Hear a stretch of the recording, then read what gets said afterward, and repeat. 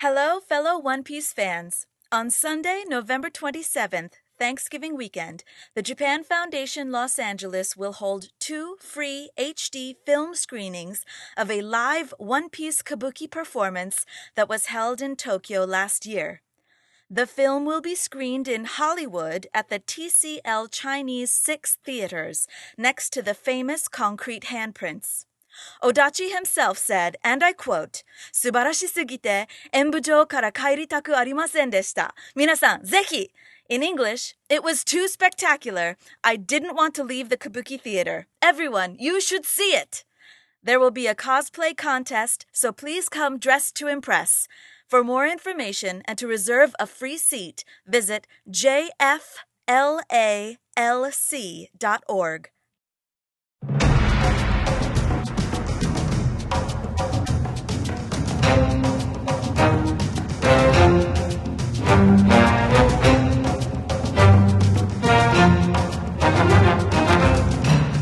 This is the One Piece Podcast, episode 443 for the week of Monday, November 7th, 2016, and it's scheduled for one fall. One fall! My name is Zach. My name is Ed. My name is Steve. And my name is Alex. On today's show, we have a very special guest, translator for One Piece in Weekly Shonen Jump. We have Stephen Paul with us. Hey, Stephen. Hey, guys. What's up? I'm really excited about this week. That's good to hear. We also have our very special guest, animation director for Rick and Morty, Brian Newton, with us. Hey, Brian. Hey, everyone. And last but certainly not least, we have A.C.H. with us. How's it going? Good. How are you boys? Doing good. And we're going to have a long talk with you that we have totally not recorded yet about One Piece, about your career, and I've got to say, it's, I think, one of the most interesting interviews we've done in a very long time. So, I think no matter How would you know that if we haven't recorded it? I don't know. I just have a feeling, Steve. So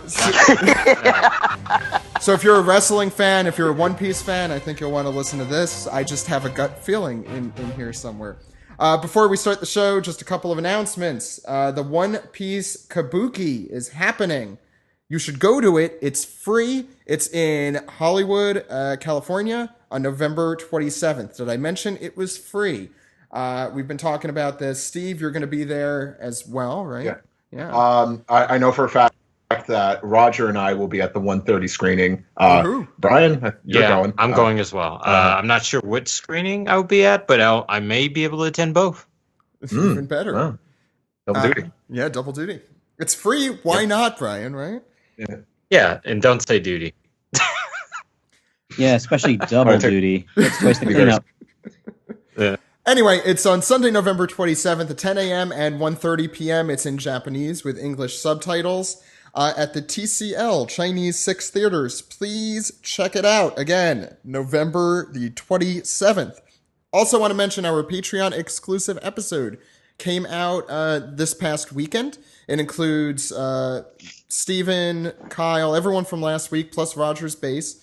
We talk about our thoughts on the current manga arc, the Whole Cake Island stuff, thus far. And we also talk about just our extensive thoughts on last week's chapter. So please listen to that. It's a lot of fun. You could get access to that if you were above $10 on Patreon, as well as our entire digital archive. So please check us out there at patreon.com/One Piece Podcast. Check out our store at the top of the One Piece Podcast page. Check out Kyle's article celebrating our political month, but this is about One Piece politics and about the Reverie. It's a really interesting article, so please check it out. Kyle put a lot of work into that. And it's my civic duty to tell everyone to go out there and vote if you haven't, and if it's before November 9th that you're listening to this, because otherwise you're too late. I'm sorry to tell you. It's already happened. So all hail our fascist or corporate overlords. So at this moment, could you either congratulate a new president? Right now you have a lot of power in your hand. Me? To what you can do right now. Yeah. Just because if someone listens to this too late, you can I can't believe it, you voted for him, or you should have voted. There's just a lot of things you can do with this. Look, I could guilt the hell out of people.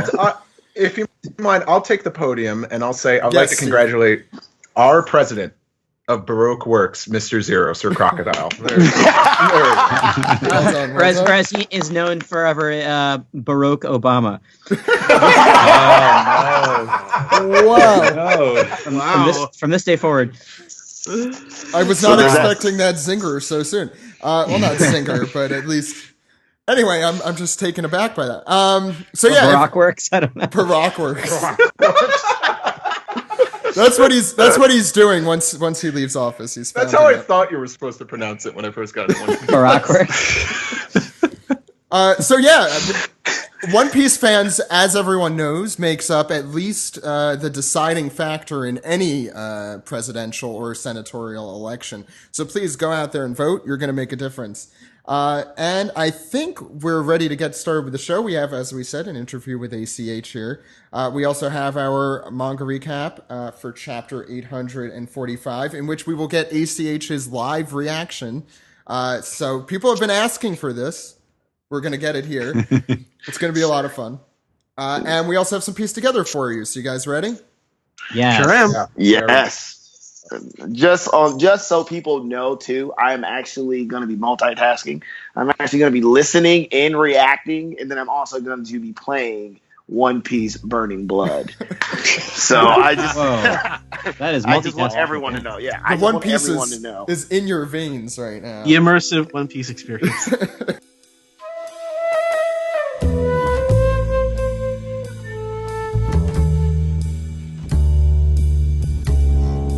And we are blessed today to have with us on the podcast professional wrestler A.C.H. Welcome to the podcast.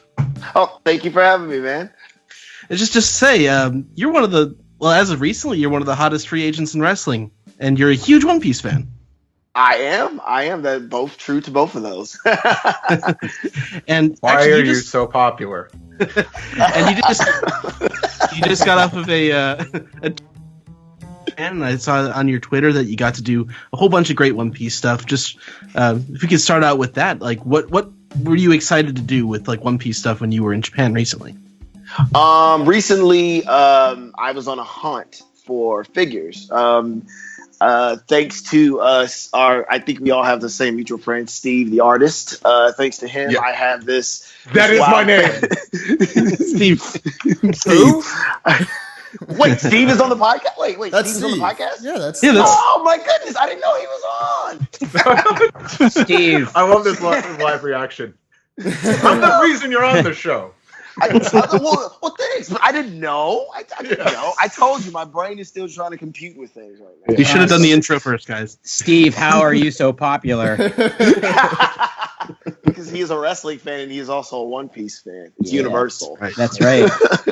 But thanks to Steve, who is on the podcast now, I just figured out, I have this fascination with collecting figures of One Piece, which I always thought for years, like, even as a DBZ fan, I always thought like that's something I would never get into just because I know it can get expensive. But as my fandom and just my love for One Piece grew, and then I saw like some of the stuff that like Steve was posting on the internet, I was just like, man, that sounds like, or that looks like something I would love to get into. Like, and then like I had just recently moved into my own place. So I had this vision, this idea of like, oh man, have like this bookshelf or this case or just like, you know, my own personal collection of things. And my first trip a couple of months ago in July, I was just at the store and then I saw that they had some of the figures that, what are they called again? The series, I think the Epic series ones where they based them off of like moments that happened in the anime. Good, yeah. Oh, Yeah. right. So- The dramatic. Dramatic Showcase. scenes. You just showcase, yeah. And then they had one of my favorite scenes where they're trying to convince Robin to come back with the crew, and Luffy goes, you know, guys, stop it. You know, you're going. She goes, I want to live. And they had all of that in one, and I was like, oh, I'm buying that. That's like one of the most emotional moments of the anime. So I bought it, and then ever since then, like I was on Amazon just buying hundreds of dollars of figures. And I couldn't stop. I was just so addicted. So But are this- you telling me that your wrestling career is basically just a pretext for you to buy anime figures? Pretty much in tennis shoes. Nice. But recently, I had to finish up the One Piece Gold Bandai collection figures. So I went to like maybe 4 different shops looking for these. My friend, she's a wrestler there now, Jenna Rose. She actually took me around and like we went to Akihabara, which I probably just buried that name. No, you do better than Zach. Better than me. Better than me. Well, no, actually, you pronounced it quite well. Really? Oh, sweet. We went there, which I actually saw the knockoff One Piece figures, which kind of scared me. We went to some mall shops. I mean, we were bouncing in between all kinds of stores and malls. And like everywhere I went, they were just like, oh, it's sold out. It's sold out. And it just so happened that like I had went back to Akihabara and they actually had them. They just had them hidden somewhere, and I had to like walk around the store for at least an hour. I'm not I'm not even lying. I'm not making it up. But I actually found them. So that was actually what I did this time. My schedule was a little bit more strict this time, where I didn't have a lot of downtime like I did the first time when I went out with Noah. So I was actually just kind of like on the hunt to finish these series, because the first series came out when the movie Gold came out. And then the second ones came out in August. So that was my mission, was to go back and get those. Like, I didn't care what I did. I just wanted to get those.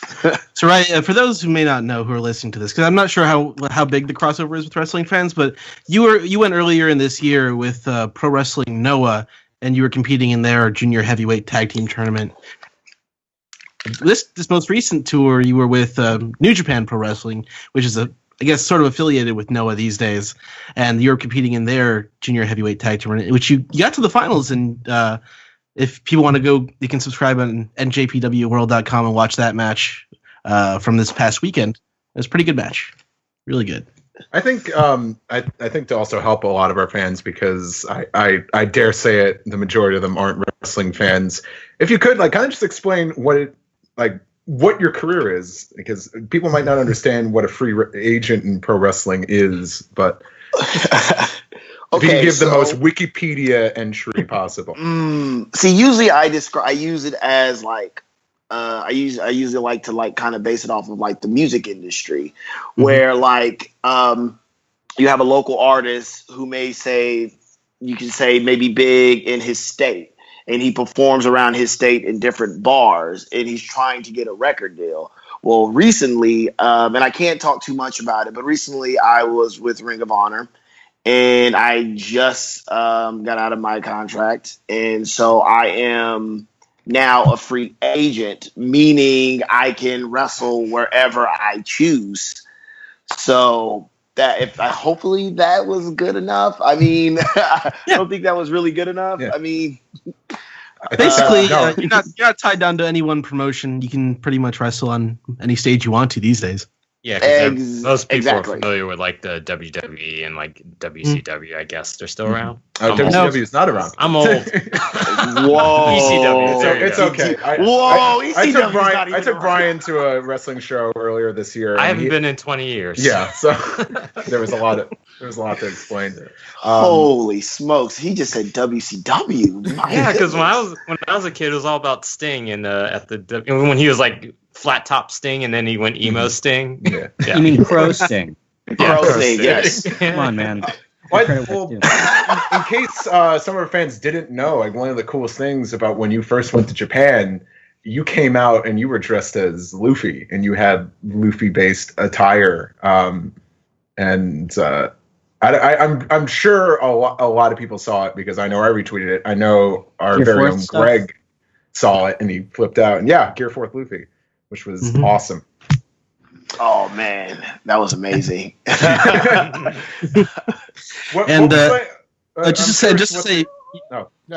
Sorry. Okay, but you were wrestling with Pro Wrestling Noah this past summer, where big One Piece superfan Minoru Suzuki is currently working. Did you have a chance did you get to talk to him, or at least meet him when you were there? I got to speak to him actually, maybe like once or twice. They're kind of like separated a little bit. My first interaction with him was I had the shirt out, the Dress Rosa shirt out, and I had the straw hat. And everybody instantly was like, "Oh, Mugiwara!" Oh, like, and so like everyone knew what it was. And I just so happened to be getting ready to go out, and I'm walking, I'm getting ready to go out to the get ready to go through the curtain, and he just stops and he goes, "Huh." And he kind of looks me up and down a little bit, and then someone goes, Mugiwara, Luffy, and then he goes, he says something in Japanese, and someone translated for me. And he goes, he says Luffy doesn't wear shoes. And then he just like walks away. So I was kind of just like, well, I can't wrestle barefooted. So, I'm trying to go with what I got here. All right. Yeah. Not with that attitude. That's the most Suzuki attitude I've ever heard. Oh, jeez. That's great. The interaction was pretty cool, though. I mean, I kind of like a part of me was kind of like fanboy a little bit because I knew he was a big fan. So I wanted to kind of, get his reaction off of it. So, I mean, for him to even acknowledge it to me, I thought that was awesome. Actually, I don't know if you know this, any but reaction is a reaction. Right. But I don't know if you know this, but in the author comments that are in the back of Jump every week, Suzuki actually inducted Oda into Suzuki-gun last year. So they've met. It's got to be an interesting experience. I don't know how much of it is true, but I've heard they went to school together. Like they're best friends. That's what I've heard. I'm not sure how much of that is true, but I read somewhere that they are like best friends and they went to school together. Now, I mean, that would just be even cooler for that to be if it was true, but that's what I heard. But I don't know the history behind that. So, but I do know he joined the crew. Is he around 40 years old? Because that would be. Just looking at his Wikipedia, it says he's 48. So maybe not. Maybe not. But We'll find out from Greg for sure. I know they're good friends now. From everything I've seen, yeah. Well, he was also on the anime once. So Yes, yeah. He was. Right. That's what we got to work you towards. We got to get you on the anime. That's my goal. That's my goal, man. That's my goal. Well, hopefully, he's like maybe keeping tabs on me. Like, man, this dude's really interested in my anime and my art, and maybe one day I just may pop up on the show. I don't know what I would do, but I mean, he is a big wrestling fan. Like he was huge into Kinnikuman, and even if you just go through Dressrosa, a lot of the Coliseum combatants, they're named after professional wrestlers. Mm-hmm. So, I can't think of his name. The guy from the Blackbeard Pirate, he does a forearm, which Jesus Burgess. Jesus Burgess, yeah. Yes, which I believe he got the idea from the late great Misawa, who passed away a couple of years, who was one of the most famous wrestlers in Japan. So I think that's where that idea came from too. Yeah, the Lariat. Mm-hmm. Yeah, Lariat too. Which is Haggard too from Final Fight. Yeah. That seems huge. Mm-hmm. It's huge in Japan. Yeah. So going back to the beginning, I was sort of wondering, what was it that drew you to anime in the first place? What really got you into it? The story and the emotions. See, I grew up watching Dragon Ball Z like almost everyone. Yeah. But that actually wasn't the first anime that I watched. The very first anime that I watched was Akira.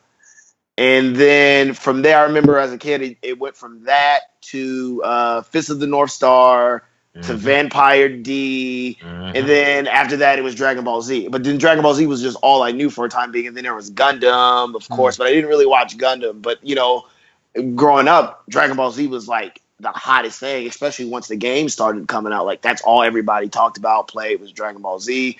And then I kind of started to venture off and started to watch my own, thanks to Cartoon Network, who started to do, like, promote anime a little bit more heavily. And then that's when I got into Yu Yu Hakusho, which is probably like my top 2 second favorite anime, maybe. My man. So I mean Yu Yu Hakusho is just an amazing, and the crazy thing about it is I haven't even been able to watch all the episodes, and I have season 1 and 2.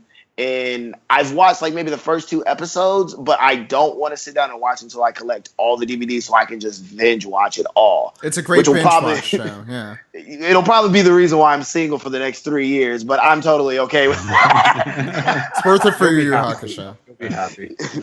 So, but it was the emotion. I instantly could like see how it was different from like any regular cartoon that was released in America.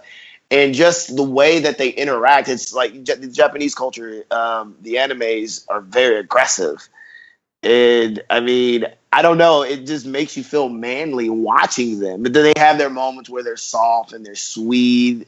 But I mean, there's just the way that they get you emotionally invested into them. I mean, by far some of the best like storytelling, cartoons or animes or whatever that you'll ever watch. I mean, I can't really explain to like my friends that try to like talk to me about anime, and they're like, well, why do you watch it, this and that? And it goes, it's the emotion, it's the passion, like, it's all this stuff in like one. I kind of related to like wrestling in a way. The same reason why wrestling got me was because of the larger than life stories and the larger than life characters and the way that you can connect with people. I can sell people onto One Piece like that. I think I've done that to like maybe 4 or 5 people so far.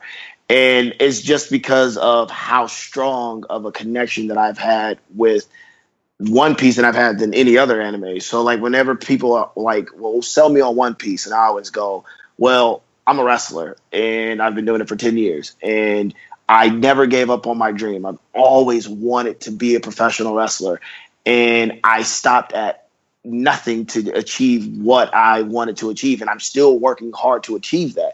I go, the first moment I saw Luffy, I teared up just because of how passionate he was about being a pirate and how he tried to fit in. And I instantly related with that. And then I was like, okay, I can watch this. But then when you met Zoro, you're like, holy shit. Like, whoa, sorry, can I cuss? Sorry. Yeah, that's good. as much as you can. Okay. Oh, When I met Zoro, I was just like, oh, I get it. Like, I want to be the best. And then even meeting Kobe, you were just like, yo, I feel you. Like, I want to do that too. Like, you connect with so many characters. When you meet Chopper, you're like, man, I got bullied. I got picked on. I was told that I was different, and I just want to be accepted and be the best at something. And, when you meet Nami, you want to achieve something. Like, you want to see the world. When you meet Sanji, you just, like, these characters you just meet one by one, and you feel like each one of them has something that you've been through. And he has and I was just telling one of my friends this. I was like, One Piece has a really good way of making things go full circle, and it has a really good way of making you look at your life, and when you can be able to like get that perspective and just be like, man, I feel like I'm each one of these characters, or like one of these characters each have a bit of my personality, or they're going through something that I've gone through. Like, you just want to watch it more and more, and you're connected because at some point you kind of feel like you're watching a bit of yourself in a way. It's weird, man. I can't even. It's so weird. I want to get in on something, just like what you're saying. Like, I was an old school wrestling fan, so for me, obviously, it was like WCW and the WWF back in the day when I was in high school. So my like secret passion when I was a kid, I wanted to be a professional wrestler too. But obviously, I decided to do shitty cartoons instead. So my gimmick Rick was and Morty, I'll never go. yeah. My gimmick was I want to be Spider-Man and come into the ring with like coming down on a rope, and that was gonna be my gimmick because I'm a skinny little guy, so that would have been my gimmick. What inspired you to decide to be like a cartoon character from an anime to come into the ring and kind of like make that your thing, kind of like my doing nods to personality. original? My personality. I've always just been different my entire life. And of course, growing up, when you're told you're different, you kind of look at it as a negative thing until you get older. Then you realize like you just have to embrace who you are because that's just who you are. So, I would always listen to podcasts and also like watch wrestling documentaries. And you would always hear how Stone Cold was always himself in the ring, but it was him turned up to 10. And, you would hear that about The Rock and Triple H and all these other guys. That's how they would describe their gimmicks. And me, I never really wanted to be a gimmick. I just wanted to be myself. So when people ran into me on the street, they can, not feel like, oh, we're just talking to the guy that's on TV. Like, I wanted people to actually talk to Albert and not A.C.H. Like, I didn't want there to be no difference. So I just started to pull from things that I liked, and anime at the time was one of those things that I was just diving into, just huge. So I just decided to run with that. And I mean, I feel like now I'm still in the process of finding myself, but it's definitely come a lot easier because I've been able to pull from my imagination in anime. And I mean, a lot of my friends, whenever they watch One Piece, they all go, "Man, I see a lot of Luffy in you," and even a lot of fans say that. So that's where I base a lot of my personality off of, is basically off of Luffy. But I don't feel that way sometimes because that's just how I naturally am. You know, I'll do anything for my friends. I'm stubborn at times. I don't really like to think about things. I usually just dive right into them without really even thinking about the processes of dangers or whatnot. Like, I'm just like headstrong, and it's like whatever. And knowing like I'm going to do whatever it takes to get where I want to go. And I've Goku's also like that too. yeah, exactly. And then I've also learned that, anime and wrestling, they're a lot close than most people think as far as like the fan base. And I just felt like a lot of wrestlers, besides like Kenny Omega, I know was one of them. And I know Alex Shelley's a big anime fan too, and Chris Sabin. But a lot of them didn't really translate the anime into wrestling like I wanted to. So I decided to just capitalize off of that because I thought that maybe fans would appreciate my love for anime, and a lot of people have, which has been awesome for me. So another thing, sorry, you're one of the people that actually does Guile's flash kick as a maneuver in your matches. Yeah, that's nuts. It's interesting to look at Kenny Omega and you, with him being like the over the top anime villain in the ring, and you're like the complete opposite of that. He was a big influence, man. I can't take anything away from Kenny, because I remember when he first came in, he was all Street Fighter. Like, he used to do the Hadouken and all Street Fighter references, and like he was a big influence on helping me like put things together as far as like, what do I want to be and how do I want to represent it. I mean, for a while I remember I was doing the Liu Kang bicycle kicks. Like, I used to actually run and like do multiple kicks and stuff to people. And then, like, I don't know, like, it just started transforming from, like, Mortal Kombat to, like, Dragon Ball Z references. And now here I am, One Piece, and that's just kind of stuck with me now. I mean, I love it, man. I wouldn't change it for the world. I just wish I could make my arm stretch. Well, never say never. Yeah, that's true. You just gotta get Luffy's shadow in you, right? Yeah, that'd be great. Yeah. I had this conversation recently. I had to explain what it is I liked about wrestling, and my explanation was just that I've always been a fan of cartoons and like anime as well. And professional wrestling to me is like a live action cartoon. Oh, completely. And even like One Piece, you just have like a vast variety of characters, and it's just all action and fighting, and then some drama and some comedy here and there. That's why I still watch it after all these years.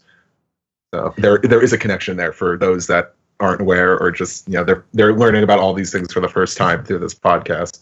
It's true, and I also think that wrestling companies, or just wrestling in general, I feel like that's an anime that I feel like that's a market that they don't tap into. Is they don't cater to a lot of the anime fans. Like, I feel like anime fans would love wrestling. Some that haven't even been introduced to wrestling, I feel like they would love it because they would understand it instantly just because of how much anime they watch. They would get it instantly for what you just said too.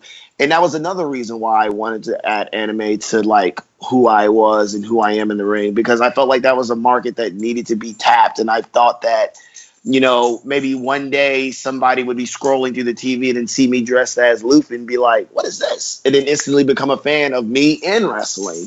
I mean, I've had people, when I had the Goku style gi shirt, I remember we were in Las Vegas and they had the merchandise set up, and the merchandise lady came up to me. She goes, "That was really smart of you to do that." And I was like, "What do you mean?" She was like, "Some little girl was walking by with their dad and goes, 'Oh, Dad, look, a Goku shirt.'" And they walked up to him. I was like, "Oh, that's not Goku." Then they're like, "Well, what is it?"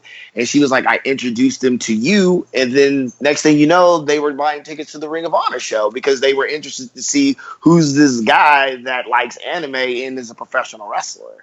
So I was like, that's cool. That's what I want to do. I want to introduce people to wrestling, and I want to introduce people that are wrestling fans that may not know what anime is. So that's what I'm trying to do. I'm just trying to bring everything together. We're in this strange new era where just, fandom and geekdom, whatever you want to call it, is pop culture now. That's like, if you're not in on it, you're out of the loop. Yeah, superheroes specifically. Mm-hmm. It's true. So that is true. It's cool. It's cool to be a geek. Yeah, I think this integration wasn't a matter of if; it was only a matter of time. So I think we're entering this era, and hopefully it really blossoms into something bigger. Yeah, I think it's super interesting that all the kids who were super big fans of wrestling growing up are now like wrestlers. And it completely shows in their onstage characters. Oh yeah, totally. I remember Jerry Lynn told me that Raven used to get all his a lot of his promo ideas from comic books. Mm. I mean, I was like, I didn't even know that. And he was like a big Doom fan, and like Magneto, so that's where a lot of his influence came from. But like back then, he probably couldn't go public about something like that because, the way that the world was then, people would probably be like, oh my God, you're such a nerd or geek. But now you can embrace that stuff. You know what I mean? Like I can go out to the ring and just like completely take a line from Luffy, and the entire world would probably love it. Like, oh, man, that's a Luffy reference, So it's really cool how things have changed. Yeah, or like the New Day from WWE could go out on the biggest show of the year dressed up as Saiyans from Dragon Ball Z, and everyone loses their mind. Not to mention out of a giant cereal box. Yeah. Not to mention they're doing it in Dallas, Texas, where DBZ is recorded, the English dub. So it's weird because it's something I always wanted when I was 11 years old, and now that I'm getting it, and I'm like, oh man, I'm glad I stuck to my guns and stayed into all this stuff. Fair enough. But it's great to be able to bring, like I said, it's great to be able to bring that stuff to the forefront. Yeah, to me, I just think it's fantastic, man. I remember when I started doing the gum. That was the first move I named after I got from One Piece was the gum stomp, the double stomp off the top rope. And I remember I would say it just like, Luffy, gum stomp. And everybody was like, oh, that's amazing. That's fantastic. Like, of course, I yell out all the name of my moves before I do them, which a lot of people realize that now. And some people were like, it was funny when I first got to Ring of Honor, they were like, why do you do that? And I was like, it's an anime thing. Like, you always yell at the name of the move before you do it. It's a warning. It's a warning to my enemies. The kids understand it. You old people, you might not. I don't know. But to me, it's also a good marketing tool because, like, if I'm doing a move that you don't know the name of, but I yell it out, then you'll know it. So it's great. But my goal overall is to get the audience, familiar with these things. So, when I yell it, they all do it because I don't know how many times I've sat at home watching anime, and I know a lot of people have done it if you're an anime fan, and he's about to do something, and you yell it out too. So that's my goal. I don't know how many times I've watched. It's like a power call. Exactly. I don't know how many times I know Luffy's about to do it, and I just go gum stop or gum. That's what I want. I want people to be able to recognize it and yell it with me. To this day, I still say gum kick. I do it all the time. It's just something. I was telling someone, I was like, my goal is to be on the biggest stage I can ever be on and put my hands in the air and go, give me your energy, and have the entire arena put their hands up. I've come close in some places, but that's my goal in wrestling, is to put my hands in the air and just go, give me your energy. And everybody just puts their hands in the air. I want people at home doing it. We need that'd be some amazing producing and some editing where it's just, I'm watching a live match and then it cuts into just the living rooms of families and then you cut to Lunch from Dragon Ball, because you would remember Lunch. I know you're a big Dragon Ball fan. You would remember. Sorry, that's a very obscure Dragon Ball joke. I'm sorry. It's really not that obscure. It's really awesome. You get to actually become a shonen hero. I mean, I think as kids also, that's kind of the dream, and it is that One Piece kind of message. If you keep trying at it, you'll get it. It's pretty incredible. Dude, my dog. Oh my goodness, I'm sorry. My dog is craving for my attention. She's craving for my attention. She's craving for my attention. Yes, she does. She's craving for my attention. She's like doing some weird interactions right now with like the couch and me. So I don't know what's going on. I won't use my imagination with that. But I mean that's also another thing too. You know, I got my nephews into One Piece just so they can find, you know, motivation in other things around them, because I'm a big believer in, you know, using your surroundings and using everything around you as motivation. Like I feel like you should be connected to everything. And I think that a kid could watch One Piece and get that same emotion and learn something from Luffy not giving up on his dreams, and you know being like Chopper, like it's okay to be different as long as you have friends that accept you for who you are. You know, like I truly believe that One Piece and any anime really could teach people that, and that's why I got my nephews into it. And one of my friends, her name is Caitlin. She had like no idea what it was, and she's one of those people, like she likes a good story and she likes to get emotional. And I remember I told her, I was like, okay, I guarantee you I can get you to like this show. She goes, oh yeah. So one day I had told her to watch the episode where Luffy went to go help Nami, and she's like stabbing herself in the arm, and I go, okay, I'm just gonna show you this, and then you can decide to watch it after that. If you don't want to, that's totally fine. And we sat there and we watched that scene. And I remember I looked back and she was like in tears. And she was like, is this a cartoon? Like, what is this? I was like, this is the greatest thing you'll ever experience in your life. And she was like, nice. I don't even want to watch anymore. And she just started watching it now. And she's like 71 episodes in, and she loves it. Fantastic. Nice. Yeah, she loves it. And to me, that's like one of my proudest moments, is like, I got her into it. You know, a girl especially. You know, chicks don't watch anime if you let everyone else tell it. But well, depending on where you're from, it is completely untrue. Well, I mean, most people think that anime. Well, most people usually say like, oh, anime is like a completely geeky thing. But, you know, like we said, it's cool to be geeky now. But, you know, growing up, it was kind of like, oh, you watch anime? Oh, you're such a kid. But now it's cool. But I got her into it. So. Mm-hmm. I mean, hey, I was in the same place. And I remember at one point I was like, you know, I'm a kid, so I could totally look past the stupidity. But I was like, girls watch anime too?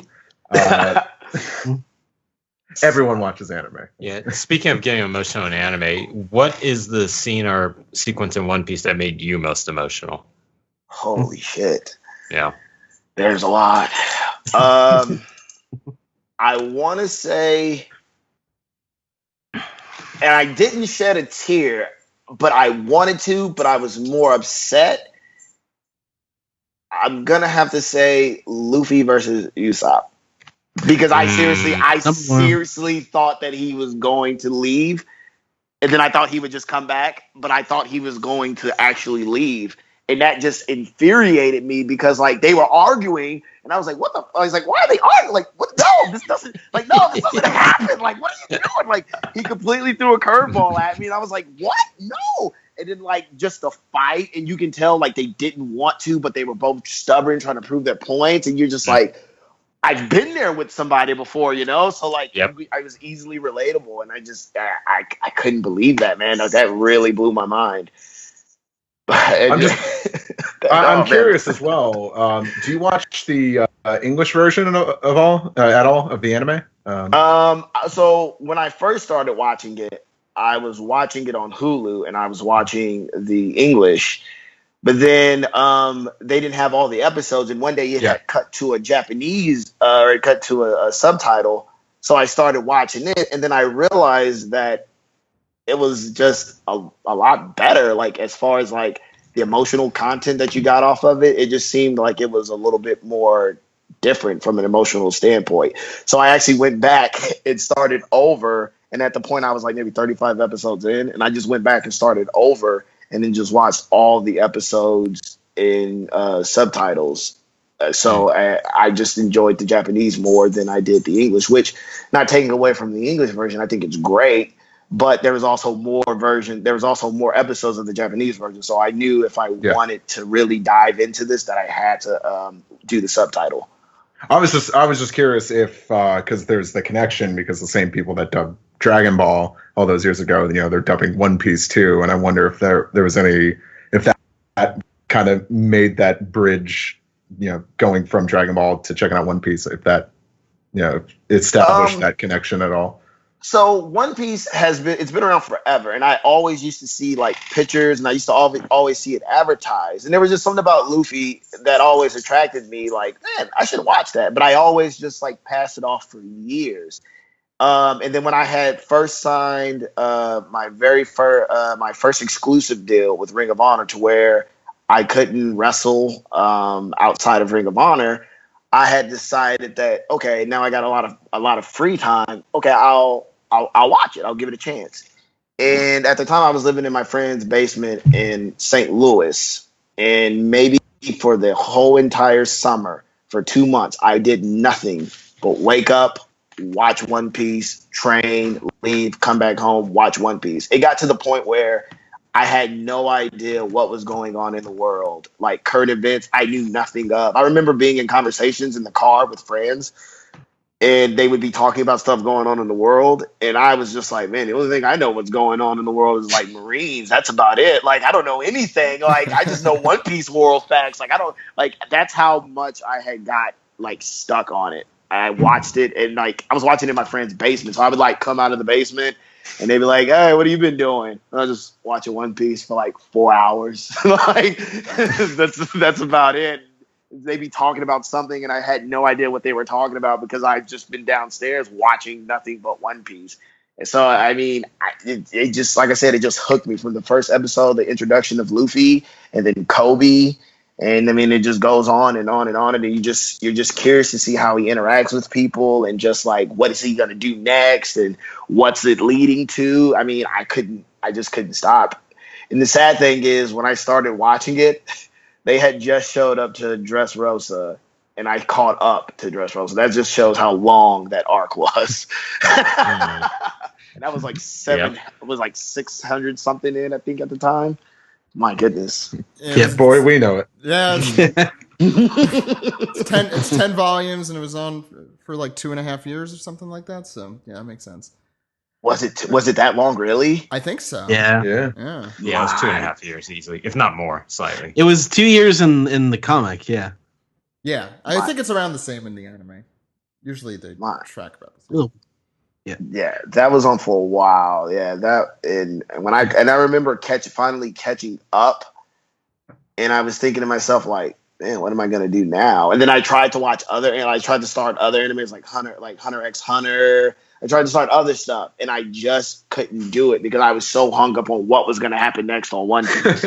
Like I just couldn't shake it. Like I was literally addicted. Like someone was like, "Oh, you should watch this," or "You should watch this." And I would sit down and I'd try to watch it, and I was like, I just can't. I gotta watch One Piece. Like I couldn't do it. Like I knew I was hooked when I started watching old episodes again, rewatching old episodes just to like rewatch moments that I enjoyed a lot, and just to like kind of study episodes.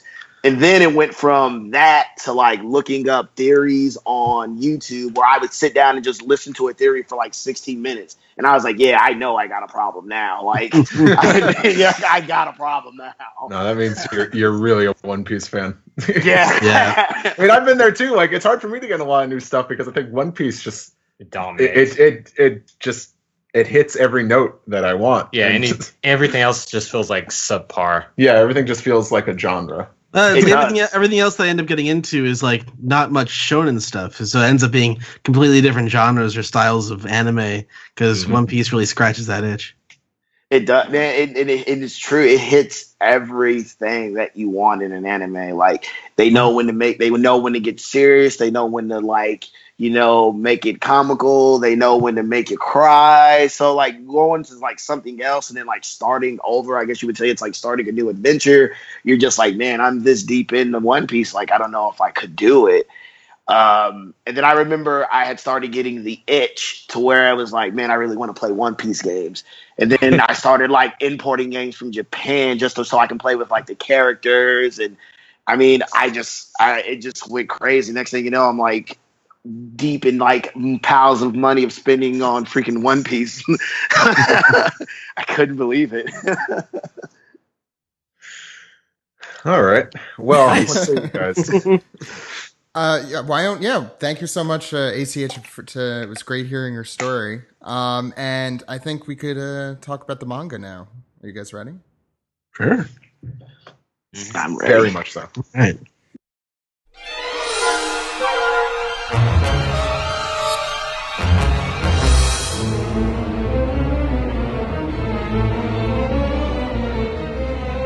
This is the manga recap for chapter 845, Forces of Rage. Ed, what's going on the front page? Well, we have a request, maybe? Maybe? Maybe. It's Nami being waited upon by quintuplet kittens by Akua no Ichigo from Osaka. And Meow. yeah, they're hard at work. She's really bringing cracking the whip on these cats. Look at those pancakes. Is that what that is? I had think no so. idea what that was. But I'm pretty sure they're Those are giant pancakes. Really big, Yeah. fluffy, thick pancakes. Okay. One of the cats is just passed out in the foreground. It seems very It's a hot. very reminiscent of Nami. Yeah, I know she's hot. It's very reminiscent of Nami towards the end of Water 7 when she's wiretapping on Luffy and Kofi's conversation. I also like to say, not to be a perv, though I am. Her cup size seems to be of a manageable size on this. Yeah, her figure doesn't look completely ridiculous Mm-hmm. this time. I mean, her legs are like both like 6 feet long. But Her That's quintuple E feet. Yeah, I'm definitely gonna have to log in because I have no idea. Yeah. Or just the cover page here. ACH was trying to visualize this all, so Yeah, be So- careful. Now, so what link do I click on? This is actually exciting. So, what link do I click? Am I clicking on the Shonen Jump? Or everyone could do this along with you too. It's at shonenjump.viz.com. You press the login at the top, and then you put in the information, and then you click on the main on the site. You'll see the issue there, and there'll be a little bookmark that I have there for you, so you could just check it out right there. See, our listeners are this is gonna blow our listeners' minds. They're like, "Oh my god, what?" You could wait. You could get Shonen. Okay, let me see. No, because ACH is an anime fan, so he's this is his first time. With He's a this bit ahead. chapter. Yeah, He's about a year ahead Yeah, of where he is in the anime. yeah. I am. And also reading the volumes as well, the books. Steven, did Yeah. you have something to say about this front page that you were teasing? Yeah. about earlier? So I have a little story about this, and listeners, specifically listeners of this podcast, might find it interesting. So the request here, Nami being waited upon by quintuplet kittens by Aqua no Ichigo from Osaka. And that name, Aqua no Ichigo, who is that? Why did I feel like I recalled that name? Why did it Ooh. seem familiar? And I was like, I think I have a hunch. And I went and confirmed that my hunch was correct. And Aqua no Ichigo, now she did have an SBS question once before, which when I did a search on my directory of files, I found that. But that wasn't what I remembered. So Aqua no Ichigo is not a famous person in any way. It's not like the name of someone who you should know, or it's not like a pen name for someone that you would know. It's just she's just a normal One Piece fan in Japan, from Osaka. She has like 100 followers on Twitter. She just talks with her friends about One Piece. She's just a fangirl. So why is this notable? Well, the one thing is that a few years ago, during the summer of 2014, she and her friends went to a bar called All Blue a One Piece themed bar called All Blue in Osaka, where they did an interview with two guys named Greg and Zach for Oh my a God. documentary called One Piece Podcast Goes to Japan. Oh, wow. Awesome. Oh my God. Wow. And- It hit me a little. Yeah, I apparently met this person. Yeah, actually, if Do you remember go- which one? Yeah. Okay, so if you go and Well, first off, load go to up- oppjapan.com. It is Right. a free documentary that we filmed back in the summer of 2013. Came out in 2014. But go ahead. My apologies. Yeah. No, it's fine. I think around the 45-minute mark is where, we had these big interviews with notable people, and then you guys did a bunch of little mini interviews with just fans on the street sort of thing, and we spliced them in between the bigger scenes. And I think if you go to about the 45-minute mark, there's a group of 3 girls, and she is the one in the middle who I know who you're says talking about, yeah. who says that she's really into the 3 admirals, the Marine admirals at the time.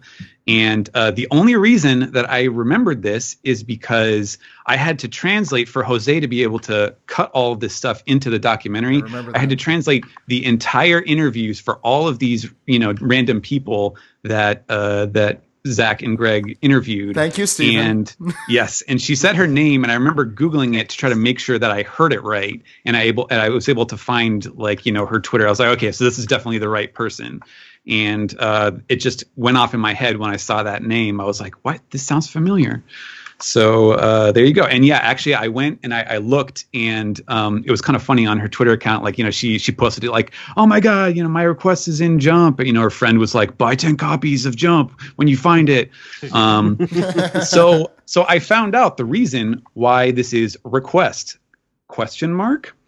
Apparently, so she sent this request in a while ago, at the beginning of the year, because Oda, it's not like they just say, okay, we're done with the cover story, now just send in all your requests. People just send in their requests for Oda to draw all the time, and her request was Nami taking care of quintuplet kittens. And so Oda was like, how about if the quintuplet kittens are taking care of Nami instead? And so he just flipped it around. I love it. And Wow. that's What our a cool story little time story, for today. yeah. Yeah. Now we got to find out who Noda Skywalker is. I was going to say, now we know that these requests come from real people.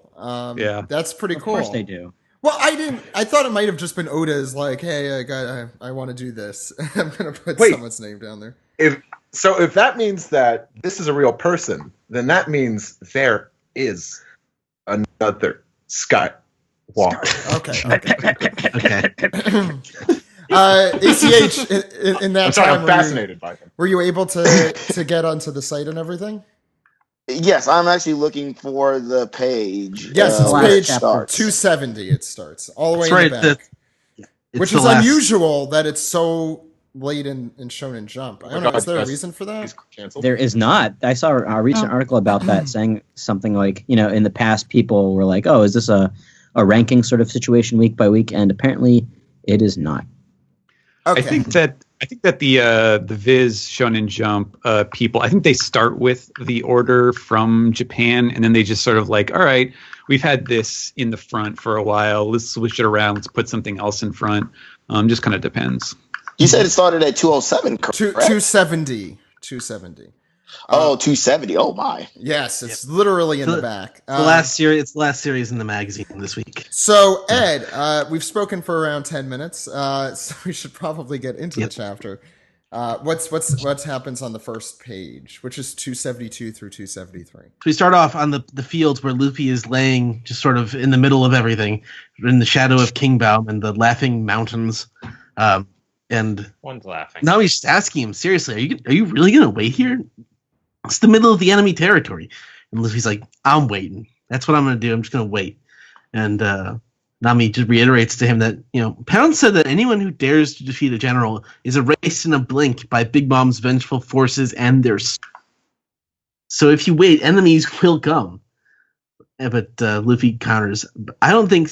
it's Nami who says, but I don't think Sanji... And Luffy interrupts, Sanji will come. I'm waiting here.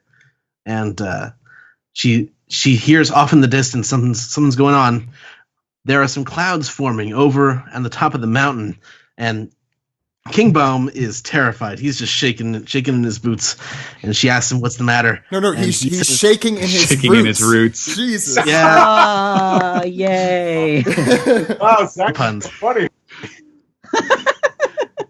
Go ahead. Yeah, King Baum. We get a nice close up on his tree face and his like freaked out eyes, and he says, "That mountain is Whole Cake Chateau. It's where Mama resides.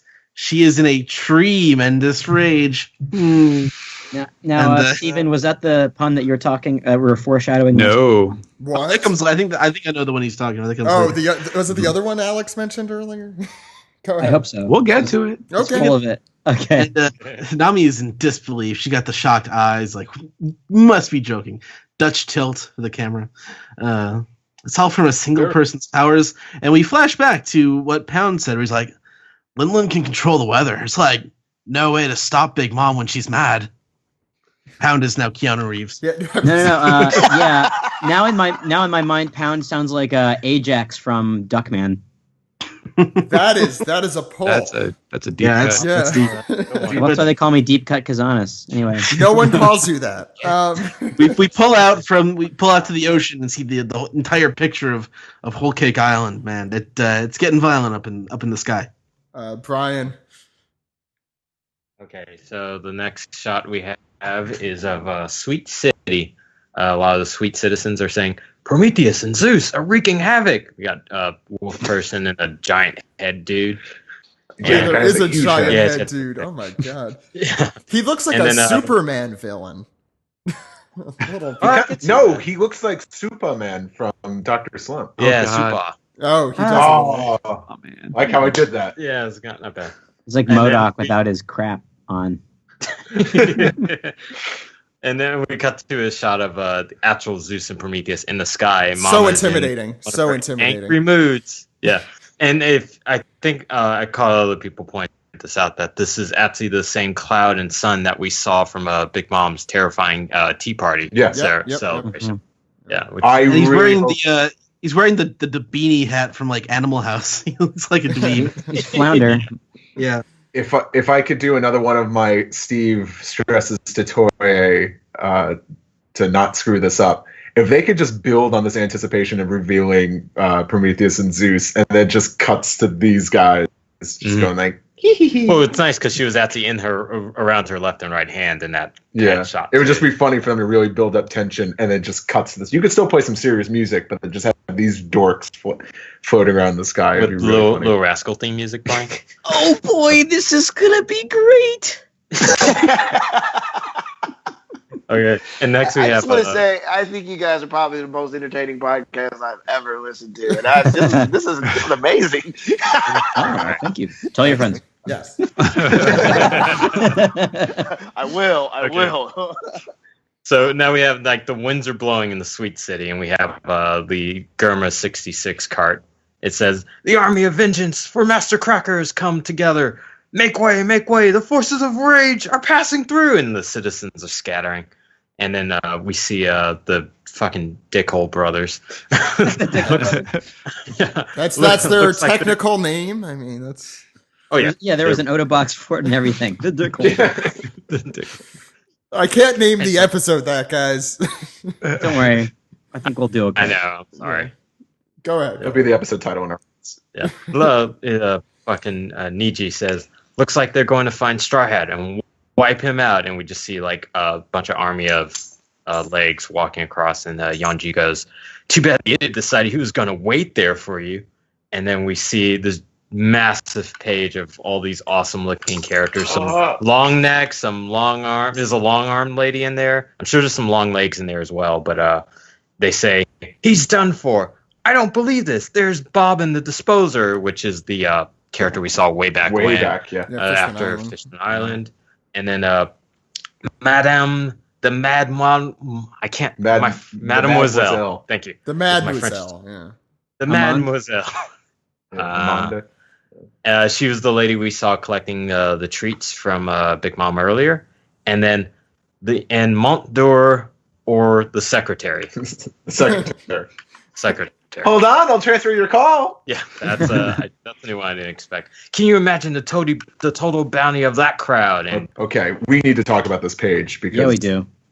you have all these character designs in here. Mhm. I refuse to go any further before we acknowledge some of them. yeah, there's that one lady who's hanging off that like burly dude's arm. Too. Oh yeah, I just noticed. The I didn't mohawk. even notice her before. Yeah. You did say this earlier. We do have some long necks in there. finally which confirmed long necks. If not, Moria is one. Which I still suspect say that yeah. Moria is a long neck. Me too. Yeah. Because no, we did. I don't know. Those are different looking. I don't know. No, those are snake. Those are the snake necks. Aren't those Snake two necks. different? Oh, Snake snake neck. neck. Well, it might be No, the they're the same same. thing. Yeah, Yeah, but snake they're necks, called sorry. snake necks. And also think back to what Moria looked like when he was younger. So He had a long I think neck. you did see his shoulders pretty. But clearly. he had a long neck just like they do, and they have a chin. Well, yeah, maybe maybe he just grew into it. no, maybe he Yes. was ashamed of his snake neck heritage and tried to make himself have a normal neck. So he just got really fat. So he got no, he had those stitches under his chin. Remember? He just had Yes. like the. Yeah, so he he, had a attached neck- his chin into his neck. Oh my You god! can't tell him actually trying to do that. Sure you are. Got a sir. nip tuck. This neck tuck, exactly. Neck I tuck. really love this woman with Pancake the hat. sword and the huge hat. Pancake Lady Snowblood. Pancake Lady Snowblood. Yes, that's I- her. She reminds me of. I never saw the movie though, but what was it? Was it Song of Life? The Dia de los Muertos. Book of anime? Life. Oh yeah, Book of Life. I'm yeah, sorry. Book of Life. She looks like one of those sisters. Mhm.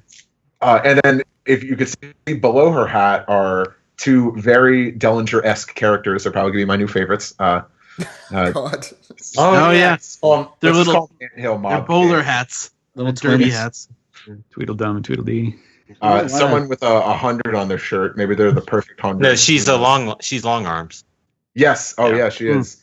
And there's The other also guy the button hanging off of Beardo's arm there, back in the. Yeah, I There's also a lot of chess pieces in there to go, along with that theme of Yeah. Big Mom's soldiers. Mhm. We have someone that So, kind of looks I like think Don we might- Chow.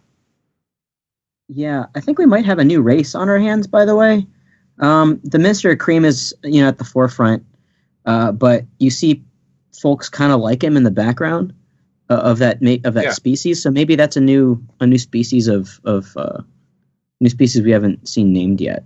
Maybe they're. Oh, you're right, because they have those little like head things. Were there any other So, like, species we haven't seen besides snake necks Oh, yeah. up until this point? That were named. I mean, Well, do we know any other names? Are there any other? I think that was the only one that we were. Yeah, I think that's it.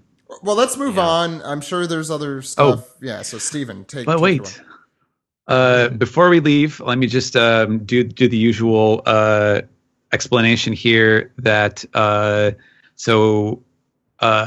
Amande the Mademoiselle. So Amande is French for almond, and you can kind of get that in the design because she has the sort of almond shaped brim of her hat, and she also has like the vertical lines, sort of like the pattern on an almond. And her epithet, the Mademoiselle, that was a pun in Japanese, where she was called Kifujin, and the word Kifujin means like a fine lady or a noble lady, kind of a gentlewoman status. But he did a pun. He replaced the kanji for noble with the kanji for like oni, ogre or demon or monster. And so it took me actually a while. Like I was thinking about this. Like I stopped and took a lunch break while I was working on this chapter, and Had some almonds. yeah, had some almonds. And like, cause I was trying to think like, okay, is there some kind of pun that I can use with like, baroness or countess or something like that? And I was really going through a lot of ideas, and I was like, oh, the villainess maybe, but you don't really get the fact that it's a joke on like a noble lady. And the first one that I actually had in there was, instead of Mademoiselle, it was like Murdermoiselle or something like that. But then I was like, oh, but mad just on its own, like it sounds exactly the way that the normal word sounds. But you can tell the joke when you read it spelled out like that. So I was like, oh, it's too good. I can't pass that up. Call. That's perfect. So this Yeah. is the one you were super Oh, proud I of. was so proud of this this joke. This is why they when pay I- you the big bucks, Stephen. Yep. That's true. Amon the Mademoiselle and her malevolent murder maze. Exactly. So, Steven. Alex. Why is Montdor the secretary, though? yeah, I can't wait to find that in a out. couple of years, with some hard work, he'll end up being a copywriter. So it's fine. Okay. Yeah, I don't know. I don't know what the thing is with him. Same thing with Bobbin being the disposer. The literal meaning of the word that they called him Shimatsuya means like it's the dictionary definition is like someone who is frugal or who kind of keeps their all of their affairs in order. But shimatsu is also the word for, like getting rid of someone or like offing a guy. Like if you're a mafia guy, you're like, I want you to off this guy. Yeah, and considering his first introduction was he just went to take out an island for Big Mom. Oh yeah, that's yeah, right. exactly. So he's kind of like the cleaner almost. He He's the handles Winston Wolf of the One Piece world. Yeah, Pulp Fiction. Yeah, that's exactly what I was thinking. Yeah. If you want to keep it wrestling related too, he's the Kenny Omega. He's the cleaner. Thank you. Steven. All right, so we'll move on to the next page, and Sanji is I don't know. He looks worried, resolute. I'm not sure. He's thinking about Luffy. The last thing that Luffy told him, which was, "I'll be waiting right here." At the scene of their. I will be right here waiting for you. The scene. Thank you. Of their fateful confrontation. Wow. And the crowd, or is this, I forget if this is Yonji or Niji, one of the brothers. They're all considering, he said he's going to wait there, but that guy can't be stupid enough to just stick around in that spot once he sees this army that's just past them, and they're just yucking it up. And we go back to the scene with Luffy and Nami, and it's raining. It's raining pretty hard. Then Nami notices, wait, no, it's not rain, it's syrup. So I guess it's really drizzling. No, that's terrible. I love that. It's They're all winners, Zach. They're all well. It's if you think about it raining syrup, that's actually just a little. That is gross. the grossest Well, yeah. thing. For one thing, okay. So for one thing, I didn't say maple syrup. It's just syrup because there's a pun that Oda was doing here, another pun, where there's a word ame for rain, and there's a different word ame that means candy, and so they have another word called mizuame, which means it literally means water candy, but it's basically like sweet syrup, sugar syrup, basically. And so that is the joke that he's making there, like soda water. Yeah, kind of. That's interesting. Actually, the villain of One Piece movie for the Dead End Adventure, Gaspard, he ate the ame fruit, and it's the candy type of ame. Yeah, there you go. And in response to this, Luffy just rolls over so that he's not facing up to the sky, and he's like, "I'm not even going to let the syrup into my mouth. I will only eat Sanji's cooking." And you can see from the shading over his eyes how much this is hurting Luffy to not be able to eat. This scene is my favorite scene in the chapter. It's just so precious. Yeah, it's kind of cute, but it's also a sign of how His devotion. how hard his devotion to Sanji and to what he said in the last chapter. And Nami's just watching him with sympathy, while we turn the page and the scene back to Whole Cake Chateau, and Big Mom is walking along, and there's a little girl one of her daughters, who grabs her attention. Mama, the head chef won't let me use a knife. All I want to do is just cut open my dolly. And you see she has a little stuffed animal. It's kind of hard to tell. I guess it's a rabbit, maybe. Anyways, and Big Mom is disappointed by, what? That won't do, and she commands these two other characters, Dolce, Dragé, give her a knife. And I'm not sure if they're actually these goofy guys with the balloons or not. My guess is that they are because of what a dragé is. That is true. Yes, the dragé. If you're not familiar, dragés. They are the cake boss. Cake boss's favorite. They're those little silver balls that they put on cakes. You get the little canister of them at the supermarket. And so they complain. They're protesting. No, Mama, if you give Anana a knife, she'll try to pop our balloons. Which Anana, the girl, that is the French word for pineapple. I am learning so much about sweets from this arc. I mean, if there's one thing that could be said, I didn't know what most of these things were. And go ahead. I didn't know what croquembouche was. I didn't. I did not know what a croquembouche was. They're like, she's wicked, that kid, I'm gonna kill her one day. And another one of these onlookers, there's a lot of weird people in this scene just kind of like hiding out. This one character with the hood is kind of doing a little chopper here around the side of the pillar and is saying, they shouldn't use those wicked words, should they, Mama?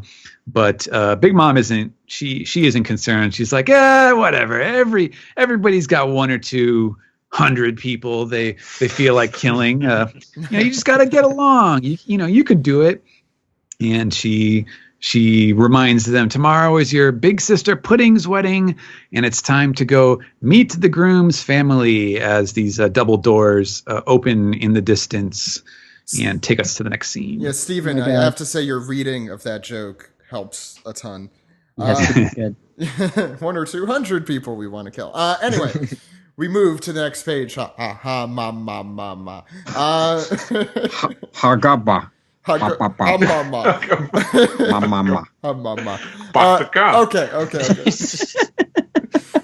I do love her laugh. Okay, at least it wasn't me that did that reference this time. Anyway, she welcomes Germa 666 and apologizes for the wait. We cut to Pudding with Nitro. It is Nitro. I keep thinking it sounds like such a Crash Bandicoot. The long forgotten Amiibo brother. Thank you. Wearing his fedora. What are you doing? He's sitting on Pudding's shoulder, wearing a fedora and looking very suspicious. And then we look at Sanji as, I believe this is Judge responding, saying, no, we had a little problem, but or I guess this is Big Mom saying that they had a problem, which was the Luffy issue. And then we see a big shot of the table. In the foreground are laughing cakes and treats, and in the main spread here we see the, what are we calling them? The Dickhole brothers? Sitting around the table. We have Judge sitting on one side, Big Mom sitting on the other, music playing, and she floods down into the chair and says, look, I've heard all the rumors. Your son's a cook. It's perfect for Pudding. But not that I care, this is for politics. This is a political marriage. And as long as my interests and yours align. And she ha-ma-mas all the way home. And Judge responds, yes, there's nothing better than our children being happy. You dick. That son of a bitch. I was actually thinking about this statement. I think he believes it. He just doesn't give a shit about Sanji. He cares about the Dickhole brothers. I also want to point out just how frightening Mama looks in I love her design so much. She looks like she's gonna eat one of them. Big Mom hungry. So I'm assuming ha ha ha mama is gonna be her signature laugh. Is that her? Oh yeah. Okay, I can't wait to hear how that sounds. Me neither. Yeah. Well, thanks to Steven, now my internal voice for her when I read this is just Cake Boss. No. I always envision her voice basically being like a cross between Ursula the Sea Witch and Mama Fratelli. Oh, yeah. You got to get down here. Mama. I could have done the only thing we serve is tongue. You boys like tongue? Yes. I could have done that. I don't know why I didn't. A few voices I could see do. Rosie O'Donnell for some reason. I don't know why, but I see Rosie O'Donnell. Tom Cruise. Dreams come true with Rosie. Hey, that's a little rosy. Okay, so Judge lifts his smiling glass of wine into the air. I did not notice that wine was smiling until this moment. Yeah, it's got wine in it. Yeah, it's a yeah. little drunk. It's a little drunk. Toasting to a fine wedding, and they drink to that. And Zach, read this panel. This is my Read favorite this panel scene. well. Okay. Black tea, green tea, black tea, green tea. Is that good enough, Steve? For Duck you? season, fire! Which one? And so we have. For some reason, the black tea is the. Can you explain this joke? Is this a Japanese joke, Steven? Or is this Not really. It's just. I feel like green tea would be the happy-go-lucky one, and black tea would be the serious one. But I don't know. See, I feel like the green tea is supposed to be. I don't know, like drink. Yeah, like. Well, it's supposed to be like that like explains an old, it. I am an old man, like an old sumo wrestler or something really super traditional Japanese, like grumpy guy look. So I don't know. Or he could be very Patrick Stewart. No, that's Earl Grey. That is hot. And that's Yeah, black, that's and that's a type of black tea. Yeah. I think in the United States this would be reversed. It might be more of a Japanese thing here. Anyway, Sanji, completely unamused by the situation, just says black, and the green Like my tea. soul. The green tea is just completely taken down a notch, and the black tea's like, oh yeah, and Oh, yes. Why is he like a 1990s food mascot? doesn't he look just like him? Flash, black tea. Do you even have to ask that question? Oh, yeah. Him Like and he's the wearing Kool-Aid guy. sunglasses. Him and the He just Kool-Aid didn't guy. burst through a wall this time. And then we have the tea poured into a teapot, I guess, to heat up as that teapot whistles, and a completely not creepy scene, but it doesn't get creepier at all, does it, Alex? No, it's not. By the way, that teapot, I could swear to God that's Mrs. Potts! There's another character I think looks a lot more Alex, like please go. Oh, no, I'll that's- let you know. This next page, we need to get to this yeah. next page. Oh yeah, this is great. So next page we have a whole mess of those pancakes that Nami was getting fed by cats earlier, saying, eat us, start with me. Don't forget me to take me with you. Tell it. Your belly, And Teletubbies. in your tummy. and then the next Oh, and in the next panel we have a honeypot. Holy shit, that was really good. oh, thank you. Oh yeah, this Although is- it actually looks like the wardrobe from Beauty and the Beast. Yes. it does, but it yeah. still does look like Mrs. Potts. So I love it. Mrs. Potts! So good. People are going to And- hate this one. Oh yeah. They are. I'm loving every minute. It's Oda's fault. It's totally his. So the honey Oh, pot, man. the honey pot is like super excited about slathering honey all over this pancakes. Get some, boy! Oh, I'm so sweet. And Black Angus. they're having a super great time wanting to get eaten. So like whenever I'm eating food, I'm like, oh, I wonder what if food was said to you. They could like feel everything. I don't know. I feel like they're If only they made an R-rated motion picture of this. It's like I went to sausage party and was like, "What if this was good?" yeah. What if they decided to pay their animators? Oh. Anyway. Ooh. I don't know if One Piece has the ground to stand on there necessarily, but Well, Yeah. Anyway, continuing. So there's sausages and cabbage and ham and pancakes, and it looks like sauerkraut. Well, I guess cabbage and sauerkraut are sort of similar.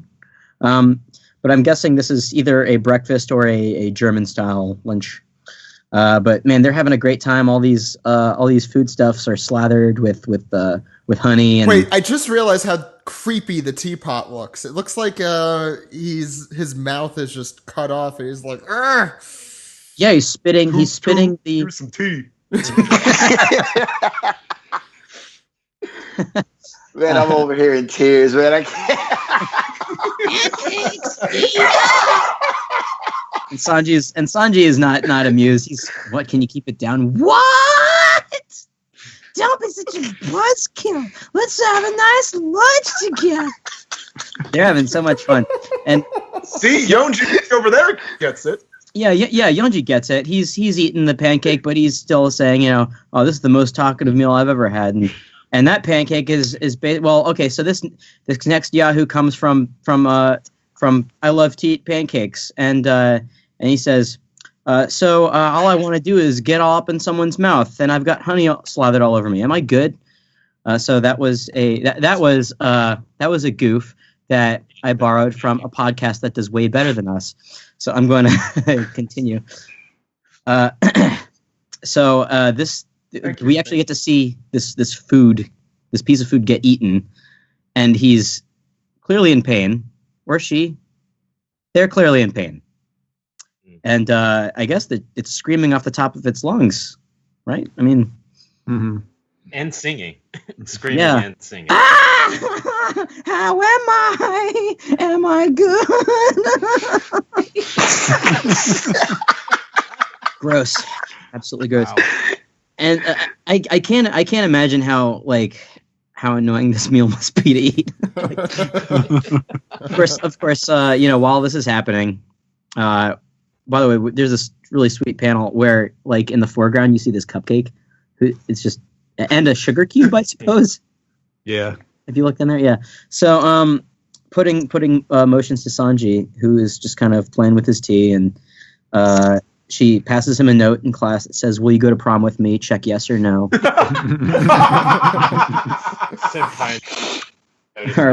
or what it really says though is, Better than my joke. I was gonna say all it says are the letters TTYL.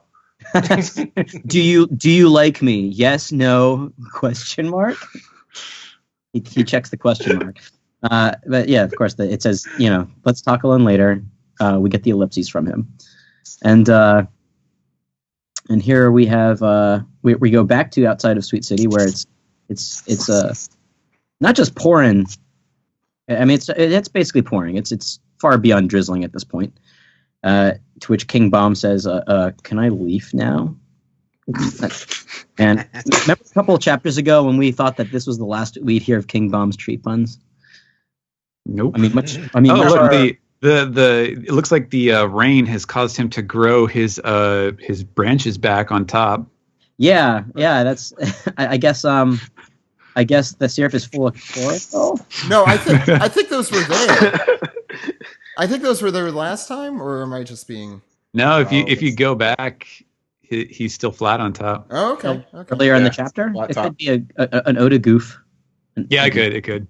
Yeah. So back to Team Luffy. Nami motions to Luffy to say, "Run or hide or something. You don't have to stand exactly in the spot, do you?" And he says, "I do. If I leave, Sanji might show up while I'm gone. You guys can step aside if you want." And King Bomb, of course, decides to shuffle away, it looks like. Nami says, "Stop, Luffy, this is crazy. Don't you know whose territory this is?" And we spotted Straw Hat Luffy. And we see that giant army that we saw a couple pages ago in the distance, the Streets of Rage. And she says, "There's no one you could beat that enormous army." And he says, I said I'd wait here. Done. I promised." This is amazing. Yeah. This is incredible. Yeah. Look at that. It's a freaking army, and Luffy's just standing tall. We've seen him take on crowds before, but this seems unruly. Yeah. I mean, that was Fishman Island. My CP9 too. Oh my goodness. So figure that, like, he's been fighting for 11 hours now. Like, he was fighting for 11 hours. He had a little bit of a nap, and now Sanji just beat the piss out of him, and now he's gonna fight this giant army by himself because he is badass number one. Luffy's a man. This is so great. I'm getting goosebumps. This is great. See, this is the kind of legend you have to have about yourself if you're going to be king of the pirates. You got to face down an army before you become the king, you know? Well, But the cool thing about Luffy is he just does things just because that's just how he is. He's not like in his mind he never does anything because he's like, oh, this is gonna go down in history. He's just like, oh, I just want to do it. Like I have to do it. Like, this is me. He's just being a spoiled brat right now. There's no other way for him to do it. He can't be any other way.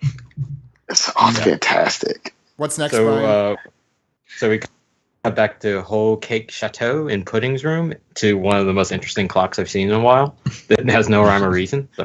So we cut to Pudding. She goes, "I'm so sorry. I wasn't able to keep my word to Luffy." Sanji's watching Pudding declare the reason why she wasn't there. Yeah, and now they're in danger, all because of me. I was wondering how in the world they passed through all the security. Oh wait, sorry, That's Sanji. Yeah. No, that's how Sanji sounds. Oh, let me just imitate your voice and.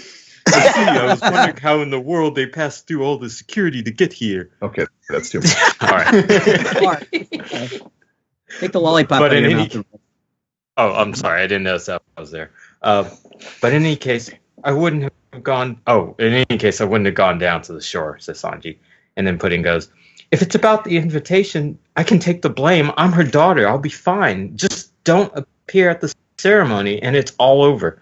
And Pudding continues, "Mama's used to these arranged marriages. She puts special bracelets on those wedding partners who seem like they'd be likely to escape.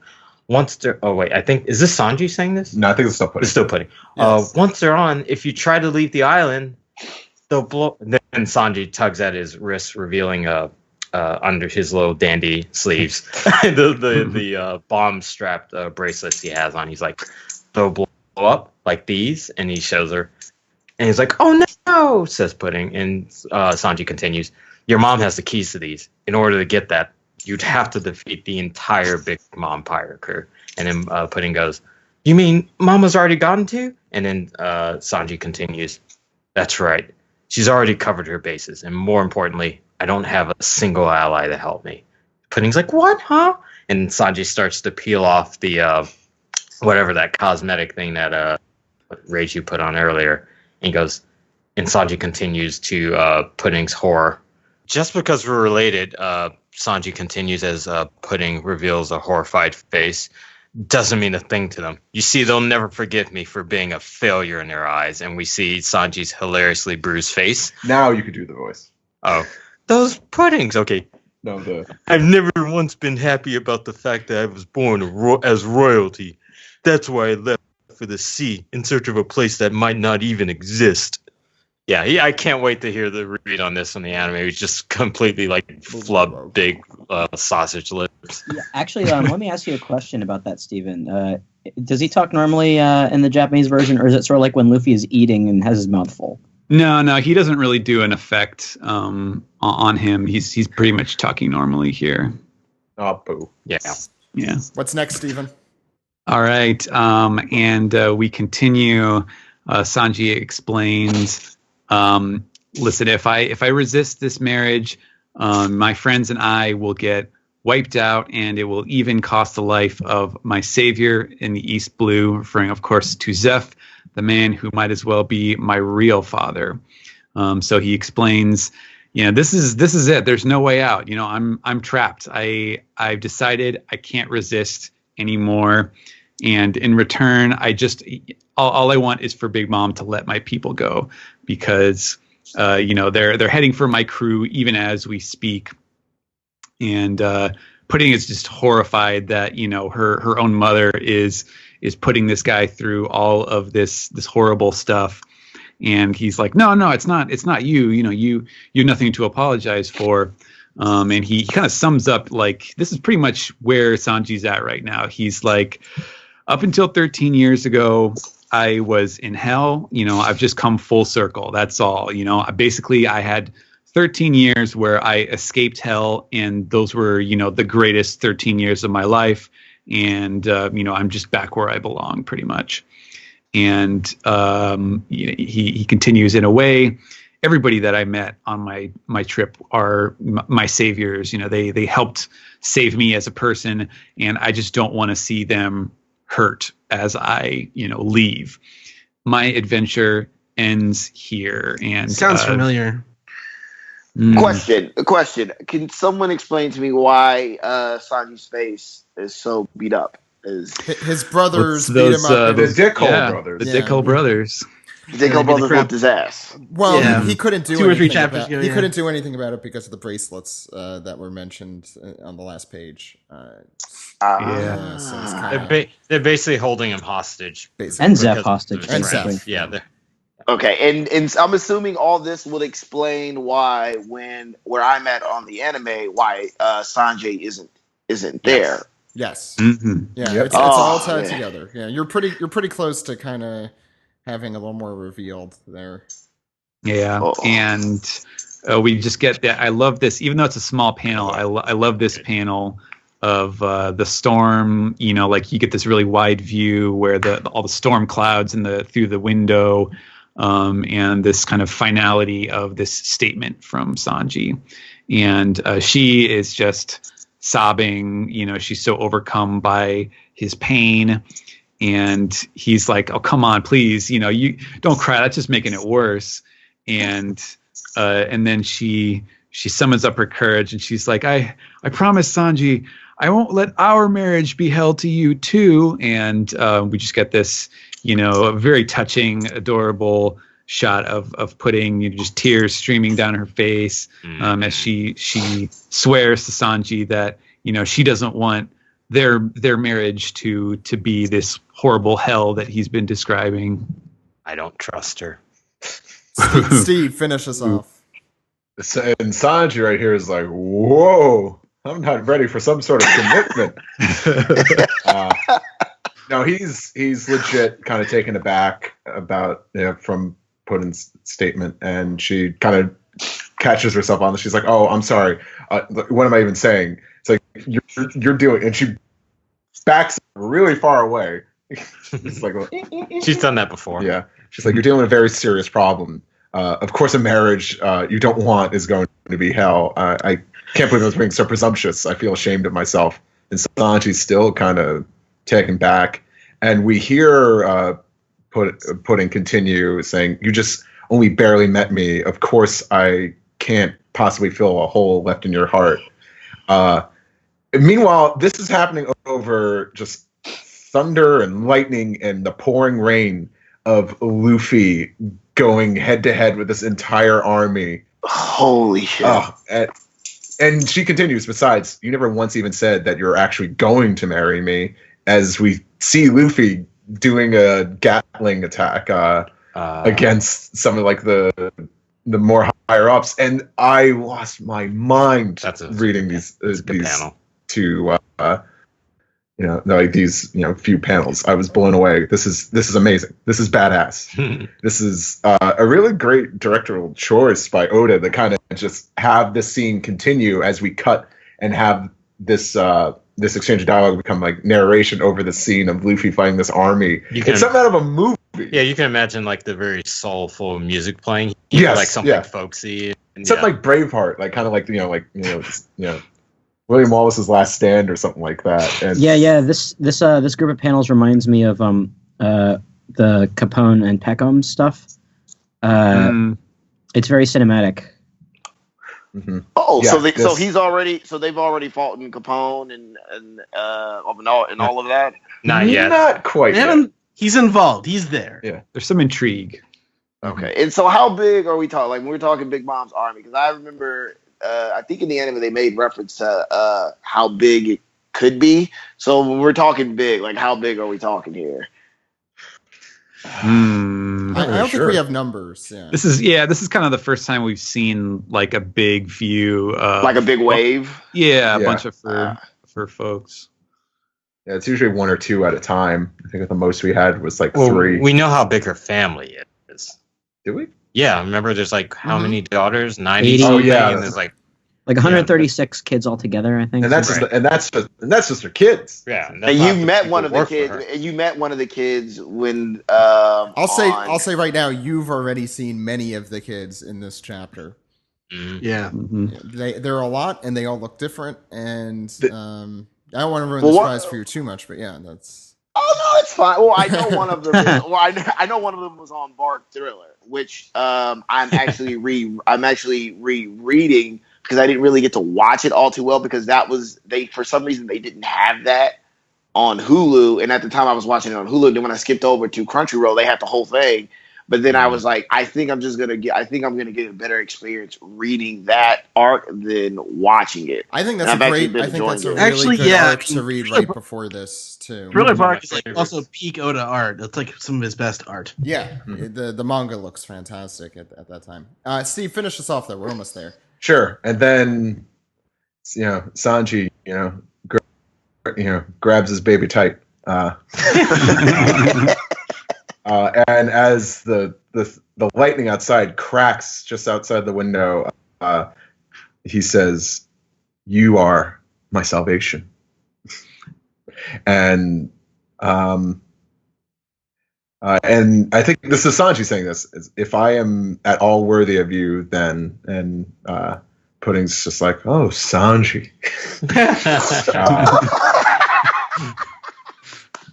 Very sweet. And then Sanji says, "Let's get married tomorrow." Just like a Disney movie, they just decide to get married in one day. Married. And we get another wide shot, and the light from that lightning is kind of just, it's kind of set a different tone for this last shot we see. And One Piece is off next week. Oh, Boo. All right, so wow, that's wow. chapter 845. So good. Okay.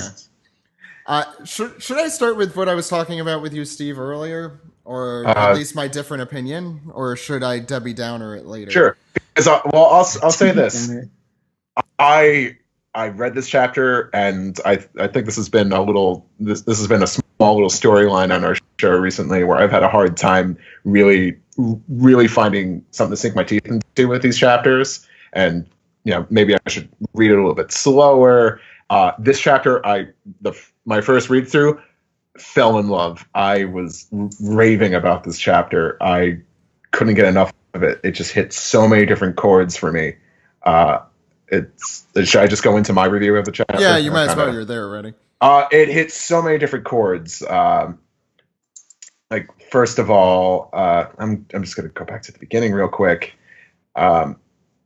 So Luffy, is making a stance, and I kind of knew he was going to do this. He's serious, and we've talked about this in past weeks. But the added notion that he's going on a hunger strike in a land where practically everything is made out of food is really saying something to Luffy's ambition. We get this huge scene of the march of some of Big Mom's army, and it just didn't disappoint. I love so many of these character designs. Oda being really wacky is Oda at his best, and that's definitely what's going on here. And whatever Montdor is, I think it's a new species, or unless he just has quadtuplets or whatever he has other brothers like that was Opera. Okay, I'm sorry. Yeah, Montour's the guy in the striped outfit. That's right. Okay, my bad. It'll take some weeks. But that was a really cool panel. I really enjoyed looking at all these designs up and close. The rain actually being, like candy, syrup is pretty humorous, but it really sets a tone like rain would in any other story later. The lunch, it did not disappoint. As soon as I read it, I said, I'm like, Alex is getting those pages. He has to. It's so ridiculous. It's Oda really taking advantage of the silliness of this land where everything has a soul, even the food you eat. It's fantastic. And it had some pretty good gags here. Nothing too, it's like pretty ordinary, food being alive, eating it jokes, but it was just really funny to see the standoff Luffy had with this army. It gave me chills because I kind of like how you guys word it. It feels very cinematic. It's the way Oda structured these pages. It's incredible. I cannot wait to see how this is going to be handled in the anime because, oh my god, it really struck a chord with me. And of course, Sanji, man, he's being way too pessimistic, saying he's got like no one. He doesn't have a single ally to help me. He's got Robinitis. Yes. Yeah. Totally. Robinitis. Exactly. But it's weird how he has a change of heart. Maybe he just I think he really sees how dedicated Pudding is, and I think he's saying like, well, maybe the most positive thing to come out of this is that I'm marrying this girl, but Brian over here still seems a little skeptic. Thinks she could. Brian, what do you think? I'm waiting for that. Yeah. I also enjoyed the chapter a lot. Like I said earlier, the forces of rage is very nice, and then Luffy refusing to eat the syrup. Because I mean, we've all been in a spot where we felt like little kids where we really wanted something, but we can't have it, so we're just gonna like do a silent protest on our own. Just like I'm not gonna do the thing I really want because I really want the other thing. I'm gonna hold my breath. Yeah, I'm gonna hold my breath until I get my way, and that's what he's doing with the syrup rain, which I just thought, oh, that's really good. But I don't trust Pudding because she has not revealed that third eye yet. Her Jagan eye. Yeah, I'm like, what's that about? Why is it still hiding under veins? There's God, I'm so glad that you said that, Brian. Like, I'm really glad that you mentioned that. I mean, if every character basically that is, that has three eyes in something, that usually means that. I think I gave Sherlock as an example when we first talked about Pudding, and I think when she bears that third eye, I don't know, who knows? She might, because she's too good.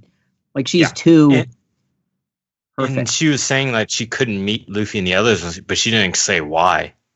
Well, she was kind of tied up. We don't know that. I said like Oda has never really handled betrayal like CP9, like a Game of Thrones level betrayal. CP9 is the closest. Oh yeah, I guess. Why did I forget about that? When I said Robinitis, I meant it. I meant Robinitis. It's literally Robinitis. Well, he doesn't literally. Okay, it's not literally Robinitis because Robinitis means inflammation of the robin. So figuratively, Robinitis. Sorry, that happened over the betrayal isn't something he doesn't really do it too often. First time for everything. CP9. Yeah, CP9. Yeah. God, why did I not realize that? Mm-hmm.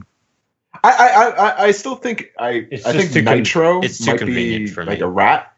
Well, I'm not saying she's I don't know if she's intentionally betraying Sanji or not. There's something up.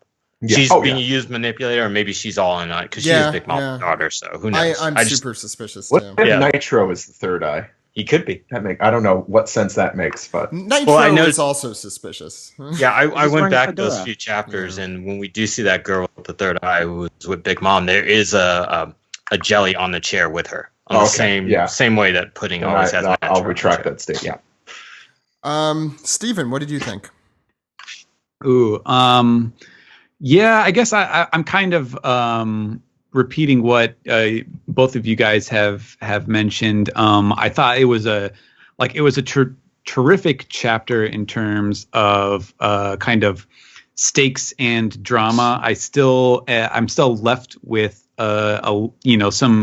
some questions hanging overhead about like how does Oda intend to do this? Like, it seems pretty certain that, okay, so Sanji doesn't really have, he didn't have a secret plan. He didn't have a Mr. Prince plan all along, which is perhaps a bit disappointing because it also, it does kind of leave us with nothing left to go on except for the quote unquote Robinitis effect, which, I think enough of us have come out in opposition of that, like, that he needs to do something different with this story development for it to feel kind of proper.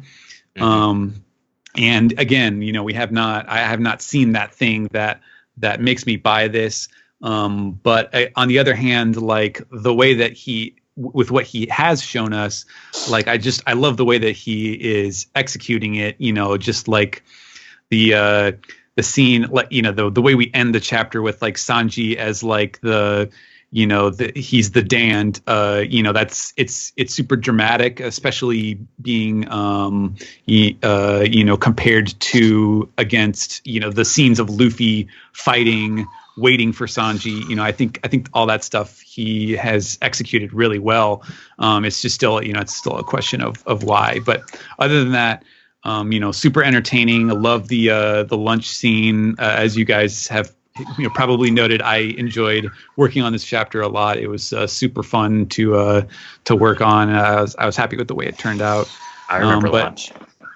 Yeah, yes, launch is well, nobody sneezed in this chapter, but yeah, no, it's man, it's gonna be a tough wait. That's all I can say. Yeah, the ending of the chapter is very interesting. I love Oda's choices this arc with like his direction in terms of framing things. Like as Steve said, Pudding's dialogue with Sanji overcut with Luffy taking on the army is an incredibly powerful thing. Not to mention the very last moment with the stroke of lightning and Sanji essentially giving us, I think, what might be the first bit of actual romance we've seen in One Piece. See, I don't think so. I don't think there's any I don't think there's any sentiment there. I think this is just Sanji's making a cold decision about it, because like if he was, that was the thing, is when she like did her little sob face and like looked to him pleadingly, like he just looked down at her like, oh shit, like what? What am I going to do now? He wasn't like, oh my God, she's so beautiful, she's so cute, I just want to hold her. He didn't do his like stereotypical thing, which is no. But this is a romantic gesture, like at the very least. Mm-hmm. I think it's more so in the lines of I've been dealing with a lot of shitty things these last couple of days. You're the only good thing to come out of it. It's a little romantic, but I think it's more like hey, at least you're a nice person, which would make a betrayal that much sweeter. Yeah, that's the thing. Like I think it's until we brought it up, until Brian brought it up, the third eye thing, I had almost forgotten about it, which is good because like all this time, like man, Pudding's like really nice. She's like great. I like Pudding. And who doesn't like Pudding? I was gonna say, yeah. But making her like secretly evil, I'm trying to figure out like what kind of like what point that would serve like at all. Like it's not. What does she benefit out of it? Well, that's the thing. Like, well, it doesn't matter because she's getting married off to somebody because Big Mom's the one ultimately being. I don't even think it's that she's necessarily evil. I think it's just that there's something else there that we're not seeing. There's an undercurrent. Right. And you mentioned Nitro, and he's wearing a fedora, and who in this arc wears a fedora? Capone. Yeah, Capone and his gang. Awesome. I feel like that's like he's either like I think there's something to Nitro there. So what are the purposes behind? So what I have to understand is, what is the purposes behind the arranged weddings? Like, what does Big Mom gain from all of this? She gains an army. Yeah, she gains another army. She gains the Germa 66, which is not only a gigantic, famous army, but some of the I think that technologically advanced. Not just technologically, but super scientists. Yes, exactly, and I think that is going to lead. She might be thinking that this is going to lead me one step closer to my dream. Along with Caesar doing his debigulating, making his debigulator. Maybe she feels like, well, with now if I have Germa and Caesar under my foot, then. Then my dream will surely come true. I feel like, this is ultimately just, I think, helping Big Mom towards her goal. And having Pudding having her be some sort of a, bad guy doesn't make sense right now. Not to me anyway, narratively. Well, so I'm not really... Yeah, again, I don't think it's the bad guy thing, but I am also still very suspicious. I think if anything, Pudding might just be being used as a tool to serve that end. I'm not even 100% positive. Yeah, but I'm not even sure Pudding's cognizant of that ideal or not. Yeah, yeah. Ed, Alex, did you have more? I also wanted to just touch more on that really sweet spread of all the of the army. It's super awesome, and I love Amand she's super good, and I want to Yeah. see I want to see more of her because Wish that is Zoro was in this arc just to fight. It's also Everybody's possible we wishing don't so. see any of them ever again, and Luffy just beats them all. No. Oh no, not the zombie general. That's not. Yeah. I was like, man, I remember when the zombie generals looked pretty sweet, and we never saw them again. Oh, that's sad. Yeah. You made me sad, Zach. Except for yeah. What? But like, there's a great argument for this chapter being one of the best executed micro chapters. Like as a chapter, it's amazing. Like it tells a story in and of itself, but I'm still concerned over like the overall implications of Sanji just sort of repeating Robin's storyline. That does bother me a little, but if we keep getting emotional catharsis like with Luffy here, they are going to be running over a lot of the same points. But I'm enjoying it so much on a week to week basis. It's like the opposite of Dressrosa. well, like the inverted experience. Anything can be where better than that. Dressrosa is much better on a binge read. Right. Well, But, Ed, I wanted to add to your Robinitis comment. Actually, I think it's more believable for Sanji in this case. I think due to the reasons that I gave last week, in which we've seen his perspective and how proud he is. Like he's like, well, this is something that I have to do myself, and it's true. But I'm not going to completely disagree. Interesting to note, just to the pudding thing, one thing is that the panel she is in with Nitro, she does look kind of worried that he's on her shoulder a little bit. It's an odd look at the very Well, he's in her room as well, but he's just kind of like pooping around. And Whole Cake Island, just to say, Whole Cake Island is continues to be one of my favorite islands in all of One Piece. Like artistically, it's tremendous. And one last thing about Nitro, because he's my favorite character apparently. No, I thought Strawberry, man. Next to Strawberry.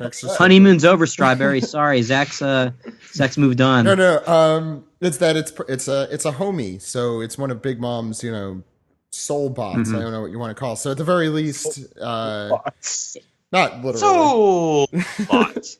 Well, hold on. Is Nitro a homie? I assume, but I'm not. There's no. Yeah, I don't know. Yeah. Anyway, I should probably say my thoughts about the chapter. Go for it, Zach. I don't think I was as head over heels as the rest of you guys. I think the first 2/3 was pretty damn good. I especially like the dinner with or lunch, breakfast, whatever you want to call it, with Big Mom. Brunch. It's more of a brunch. It's probably a brunch. There's a slice of cantaloupe at the end. I didn't see any cantaloupe singing, but that was probably my highlight, maybe of the arc so far. That's a really fantastic scene. And the panel with the what do you call them? The whole crew with Bobbin and the Mad Moose. That was fantastic too. So I was very optimistic, and then. I think I've been saying for the last 2 or 3 chapters that, I'm going to hold off to judge, how I feel about Sanji's kind of motivations and where Sanji is. And the Robinitis kind of just hit me suddenly here. And so, or maybe the wedding planning isn't going that well for you, Zach. No.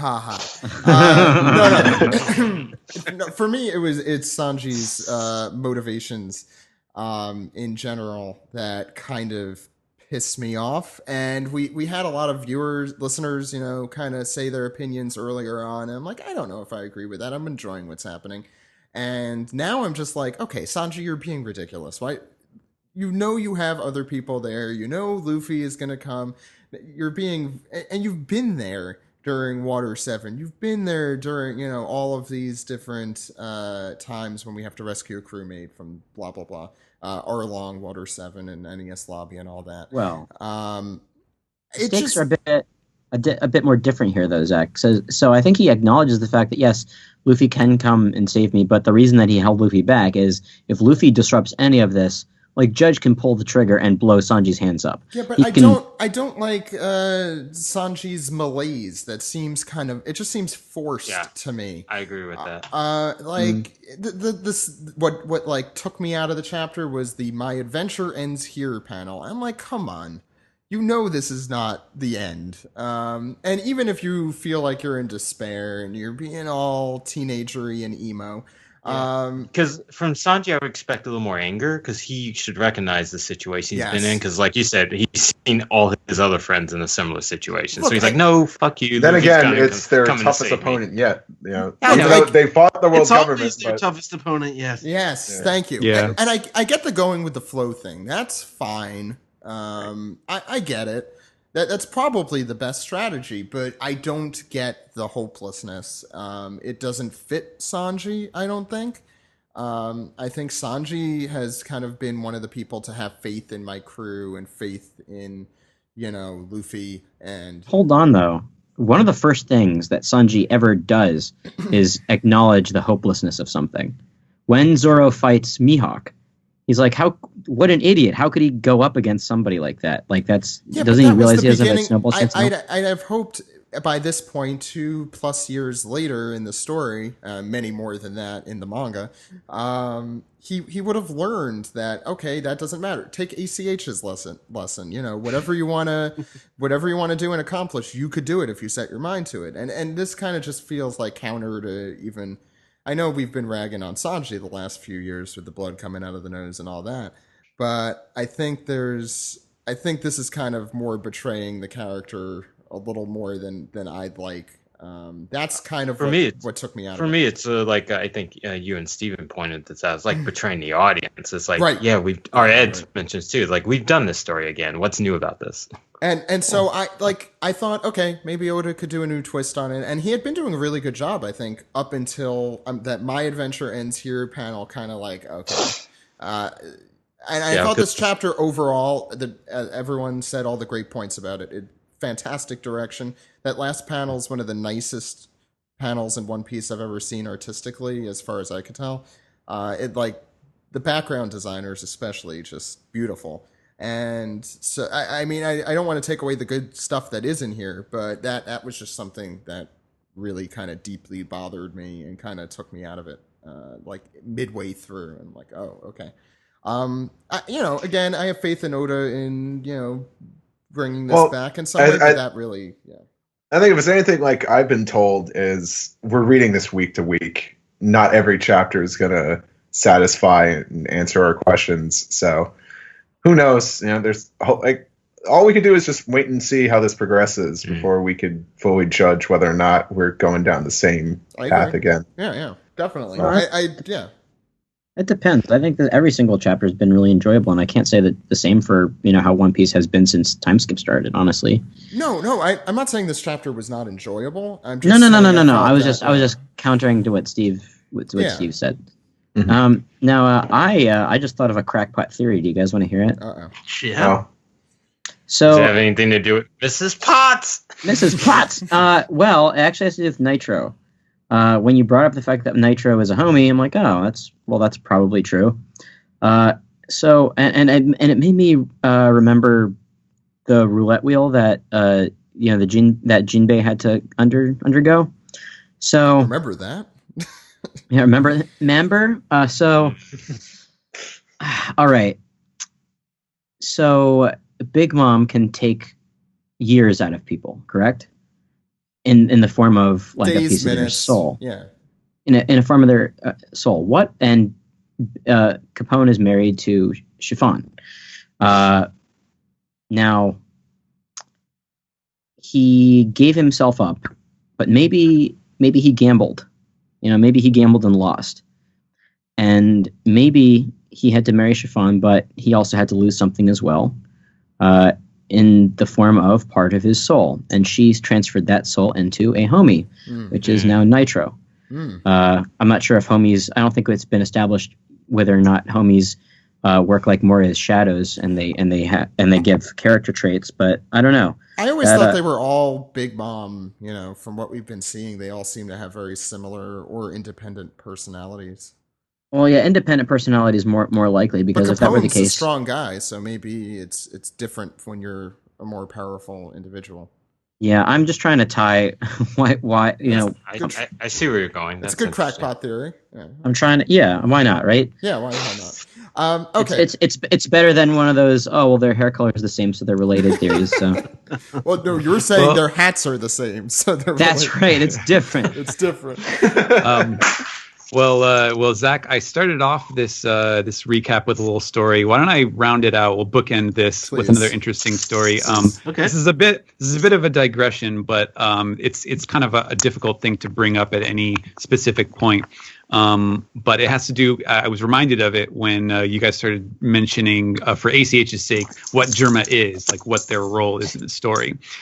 So a few months ago, we did the color walk. The Translatosaurus on Tyrannosaurus episode about Color Walk 7, and when we did that, I ordered all the old Color Walks that I didn't have, and if you have any of those, you know that a part of the book, there's always like a few pages that are just Oda's design sketches from that period of the story, where he just picks out a certain section of like, oh, here's some preliminary designs and stuff, and you can see he just writes down some ideas, and as he's like brainstorming stuff. And what I found really interesting, I snapshotted a picture of this, and because I was like, whoa, I almost like jumped out of my chair when I saw this, is going way back to like the very start of the Baroque Works saga. So this is like right next to his original designs for Miss Wednesday and Mr. Nine. Is that right? That's the Vivi and the Prince guy. Right. Yeah. So like right around Whiskey Peak in Laboon, there, he just has some random like villager designs and just, people that we never saw, scenes that we never saw. But there's just a line that he wrote out in dialogue that just says, in the North Blue now, there's a war that's been happening for 40 years, a war being fought by pirates who were hired by a country, which is basically like the genesis of this idea that Germa is this, they're not technically pirates, but they are kind of, they're hired. They're like mercenaries who go and fight wars for other countries. They take money for it. And I just thought that was a really fascinating thing when I saw it, because it was like, oh, that kernel of a story idea was something that was in his head way back when, and he finally found a way to bring it out. So wow. I don't know. It could suggest that this whole thing with Sanji has just been something that Oda has wanted to do for years. It could have been that he didn't get that idea until more recently. It could almost make sense, because almost directly after, during Baroque Works, we got the whole Mr. Prince. Mr. Prince and the Nolan the Liar stuff. Mm-hmm. Yeah. So interesting. I just thought it was really cool, and it's kind of hard to. It doesn't really necessarily tie into anything specifically, but I was like, oh, I got to remember to bring that up on the podcast. So well, it's better than what I just realized after this chapter. What's that? I remember in SBS when someone asked what animal each of the Straw Hats were. Oda said Sanji was a duck. So does that make his three brothers Huey, Dewey, and Louie? Let's move on to the next segment. Oh, I was gonna. Oh, that was great. Let's bring this guy on more. I thought you were gonna say make them beautiful swans, like he's the ugly duckling. Oh, let's move no, on. I like to that. Well, your joke is better, but as far as analogies go, cool. Everyone, let's do some piece together. wait, if Sanji's a duck, does that mean he's also a witch because he floats in water? Jesus. Good God. Oh man.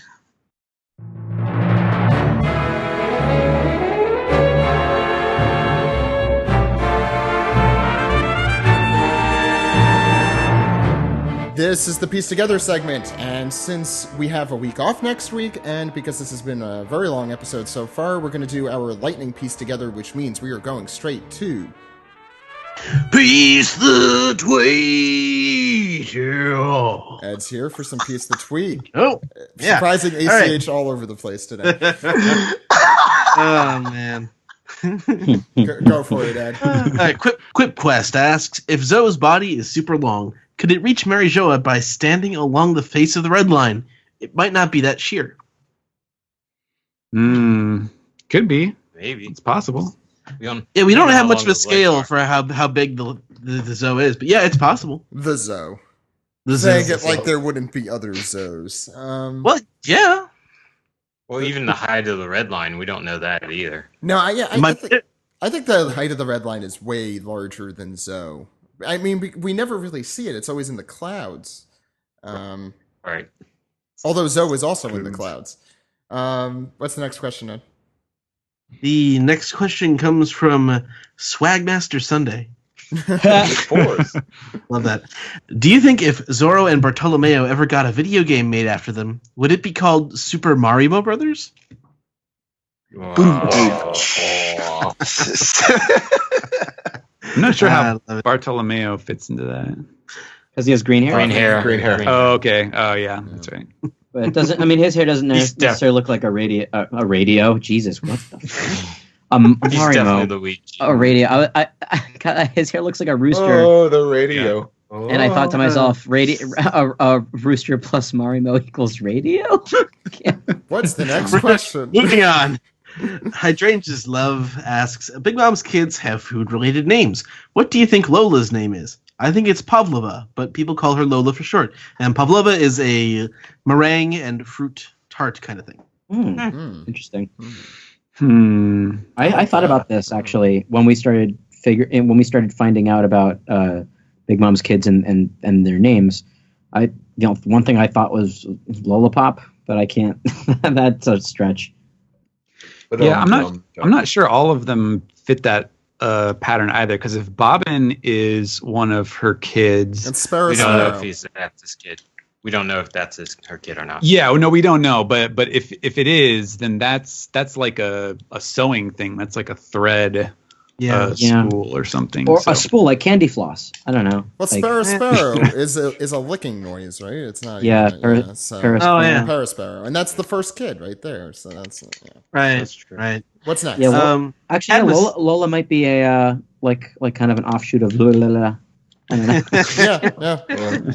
It's a sudden JoJo crossover here. Right. Cadmus Labs asks, will Luffy get backup, or will the army beat and capture him and therefore bypasses his promise to Sanji? Find out next time on Dragon Ball Z. That's more what that is. I think he's going to be beaten. It's no way he's going to come out of this. Has Luffy been beaten before like this? Kuma? Crocodile? Crocodile, yeah, I was thinking Crocodile. But he got up immediately after. On his own, Luffy's lost a bunch of times. It's happened. Yeah, but it's always like defeat and he rises from it, not like defeat and captured. Yeah, it's like John Cena. Well, he got captured in Rain Base in Yeah, but that's because he's. It was kind of more like just like, oh, I done goofed and fell through the hole. Yeah, he's an idiot. But did he? Well, what was the arc before the 2-year skip? Impel Down. The war. You're thinking of Impel Down, I'm guessing. No. When they all split up. Oh, Sabaody. Shabandi, yeah. That's Amazon. That's a monumental loss, though. That was Yeah. That the whole crew lost that, not just Luffy. Yeah, that was Luffy. So they're asking. Oh, okay, I see. Yeah, the readers lost too because we didn't get to see the crew for many years after that. Here's a question directly for Steven from SGamer82. People suspect Pudding might have lied to Luffy about previously meeting Sanji.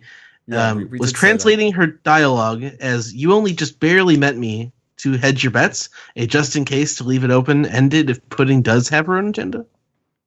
I'm not really sure what this person's asking. Yeah, I think they're saying, did you choose your language to include that maybe you just met, this is the first time, or maybe you met once before?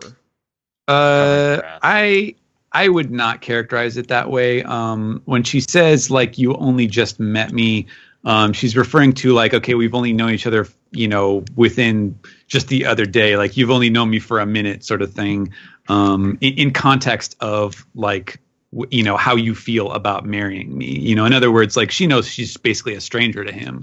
And that's why, like, he wouldn't just be thrilled about going off and marrying someone he doesn't even know. So that was the context of that argument. So I was not, like, hedging my bets. I think that was just a pretty straightforward representation of what she said.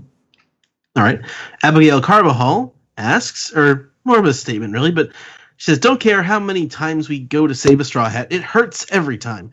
To see them suffering, I still feel emotional. Each case has its own hardships, and I appreciate it even if it hurts. Hashtag poor Sanji. Let's get that hashtag trending. Yeah, let's get that one going. Great for Sanji. Sanji's poor. Our very own Adil asks, do you guys think that Nami's Fever card can come into use against an army of that size? Also, I'm now skeptical of pudding. Okay, so that's everyone, I guess. Yay. Skeptical of pudding. Brian, So the Beaver card is... Go ahead. Ed, you were saying. The Beaver card really is the wild card for this battle. Oh, God. But it only, because there are members seems to work like on the homies, though. Yeah. Yeah. Right, That's what I was that's true. gonna say. Like, I could don't make think any of Cracker. these are It didn't work on homies, Cracker. Yeah. Right, Yeah. right. Mm. Okay. Go ahead.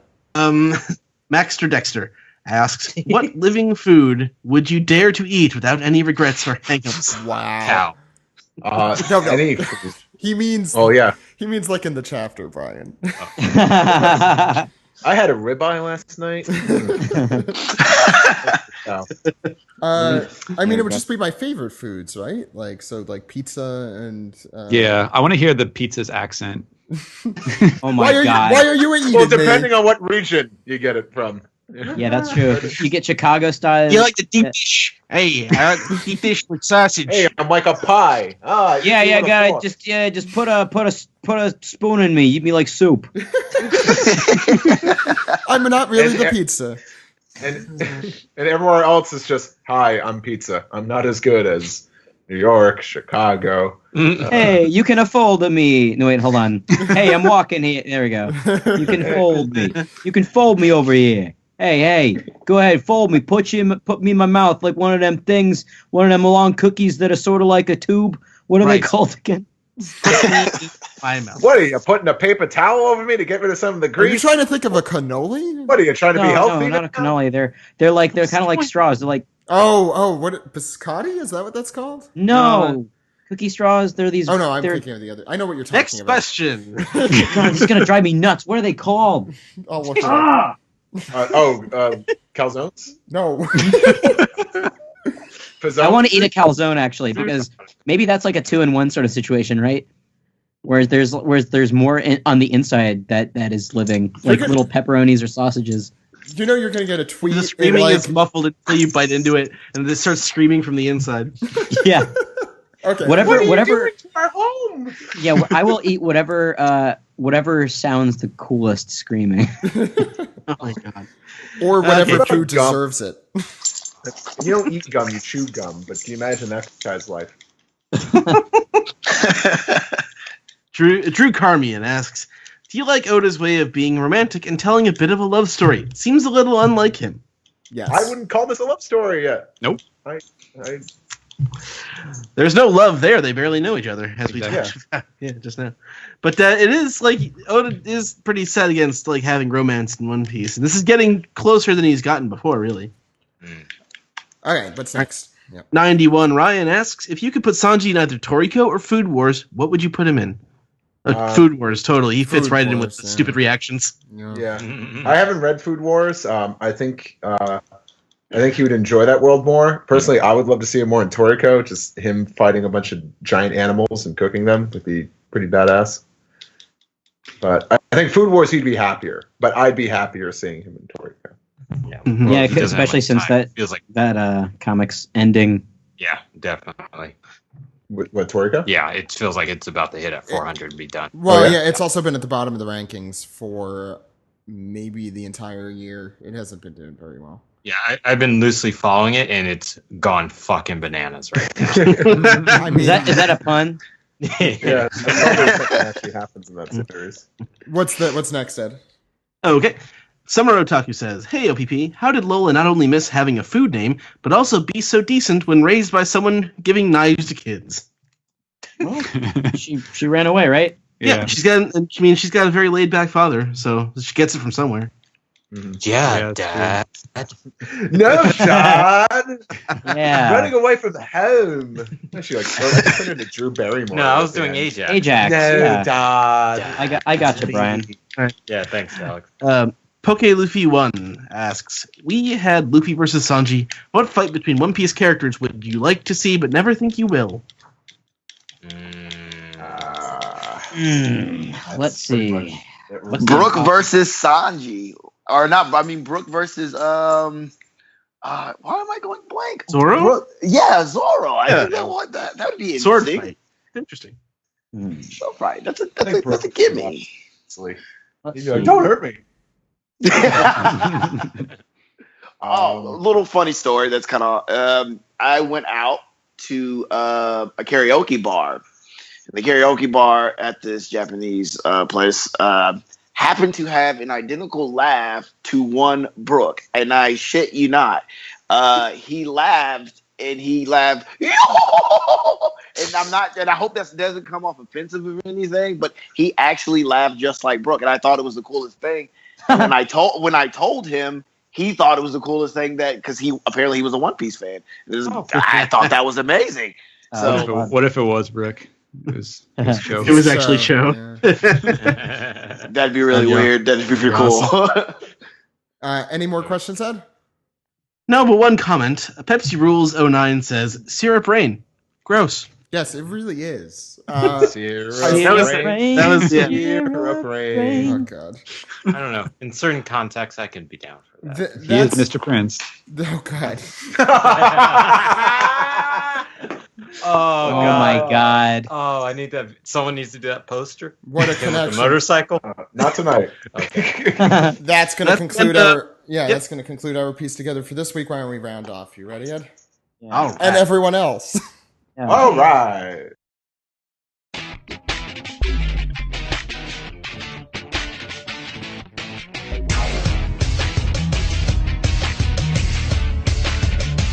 This has been episode 443 of the One Piece Podcast for Monday, November 7th, 2016.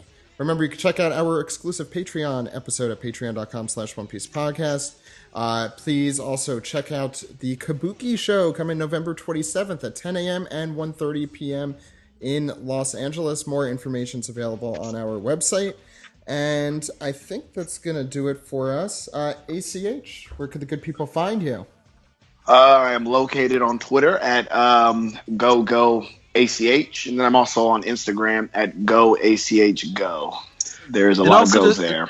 And also to say, if you're looking to see A.C.H wrestle and you're in the Chicago area, he's just been announced as appearing on the 12th annual Windy City Classic for All-American Wrestling, November 26th at the Logan Square Auditorium in Chicago.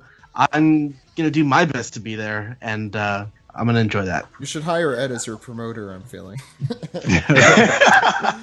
That'd be awesome. Hey, I enjoyed the one AAW show I've been to. I'm trying to go to more. Oh yeah, you were at the last one I was at. Oh yeah. Right, I told you we'd have you on the show. Yeah, it was a brief second that we spoke. Yeah, we were there. Thank you so much for coming on. I hope to have you back. It was a ton of fun. And I would definitely love to come back. And when you're caught up with the manga one day, we'll have you take the lead a little more. I mean, the chances of me getting caught up on the manga are really slim. But I mean, I'll try my best. No. Do what works for you, A.C.H. Maybe anime recaps. Brian, where could the good people find you? Oh, me. Yeah, you can watch any of my shows, Rick and Morty or Teen Titans Go. Also, I direct on a new Disney show called Right Now Kapow. It started airing. You can find me in Dark King Zoro on Twitter, and then Banendorf on DeviantArt. If you want to listen to me rant about politics, check out my Twitter. You and me both, Brian. Yeah. Steven? Hey guys, you can follow me on Twitter at Translatosaurus. I will be back next week. We'll be going over the SBS for volume 83, which should be fun. It's always a pleasure to dig into those since there's no manga chapter next week. But for now, I got to go study my ballot for tomorrow. Ballot? Yeah. We got all the propositions we have to look up. Oh, ballot. California. Yeah. I don't know what I was thinking. We don't have those in New York, apparently. Alex, where can people find you? You can find me Twitter, Tumblr, and Instagram at dude! All one word. I just got a PS4, and my PSN name is Kazanas. That's Kazanas. So I gotta get in touch with you. Yeah. me Yeah, too. please do. I have yet to sign up for PlayStation Network, but or PS Plus or whatever. But I will do that as soon as I get a game that requires that to happen. Let's see. Super Art Fight is coming to Brooklyn, New York. 2 weekends from now. 2 weekends from Saturday. So that's the what is that thing? 19th. The 19th, we're going to be at Sunnyvale in Brooklyn. I won't, but the rest of Super Art Fight will. And hey, if you want to run into me and Zach, go see Oh Hello this coming weekend on Broadway. We star. Yeah, we do. That's right. We're the understudies. I heard the understudies were John Hamm and Slattery. I don't. Oh my God! I don't know hope, if that's true. I hope Kroll and Mulaney are sick because that would be amazing. I know. And there's something else that I. Oh yeah, that's right. You can also listen to me on Toho Yaro with Scott Dryman and Joey Weiser. Episode comes out this week. Yeah, we are. It's our podcast where we talk about Japanese film. That new particular episode, which you should be listening to very shortly, is for Ikiru. And if you want to watch Ikiru before you listen to the podcast, go to Hulu. It's there until the 11th. Doesn't give you a large window, but It's just there a it is. movie. You could just takes one night. Steve, where can people find you? You can find me on Twitter, Instagram, Tumblr, Steve Yurko, all one word. I don't know. I don't have a lot going on. Cool. Legends of Chamberlain Heights. Yeah, watch it. you could do me a solid and watch Legends of Chamberlain Heights, Comedy Central, Wednesday nights at 10:30 Eastern time. We'd love to keep working on more episodes of that show. Do me that. I don't know. Recommend me to people. Ed, I could use a job. where could the good people find us?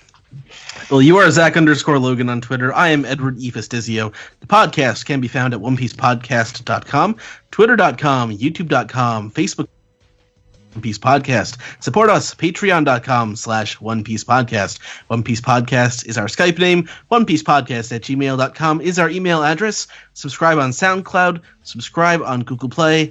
Subscribe, rate, and review on iTunes, or call us on our phone number, Zach. And that phone number is 347-497-MAGI. Maggie. That phone number again is 347-497-6254. Call anytime. Well, anytime. With your questions, your comments, your theories, get out there this weekend and show that One Piece matters and vote for One Piece. Wait, no, that's not how that works. I think you mean Tuesday. Tuesday. What am I saying? Yeah, Tomorrow? Said this weekend. Vote down This ticket. weekend. In the year 2016. Tuesday, November 8th. If you're listening to this, In in the backlog, future. please ignore. In the future, when our totalitarian orange overlord has corrupted all of us. Stop. I for one welcome our ant overlords and and their Clementine cousins. So thank you all. Thank you all for coming on the show. A.C.H, it was a pleasure having you on. We'll be back next week for Volume 83, Piece Together, and a lot more. And for the One Piece Podcast, my name is Zach. My name is Ed. my name is Steve. And my name is Alex. We'll see you next week, everyone. Goodbye. Adios. Syrup rain, syrup rain, Syrup. syrup rain, syrup rain. Oh, I forgot. Y'all want some pancakes?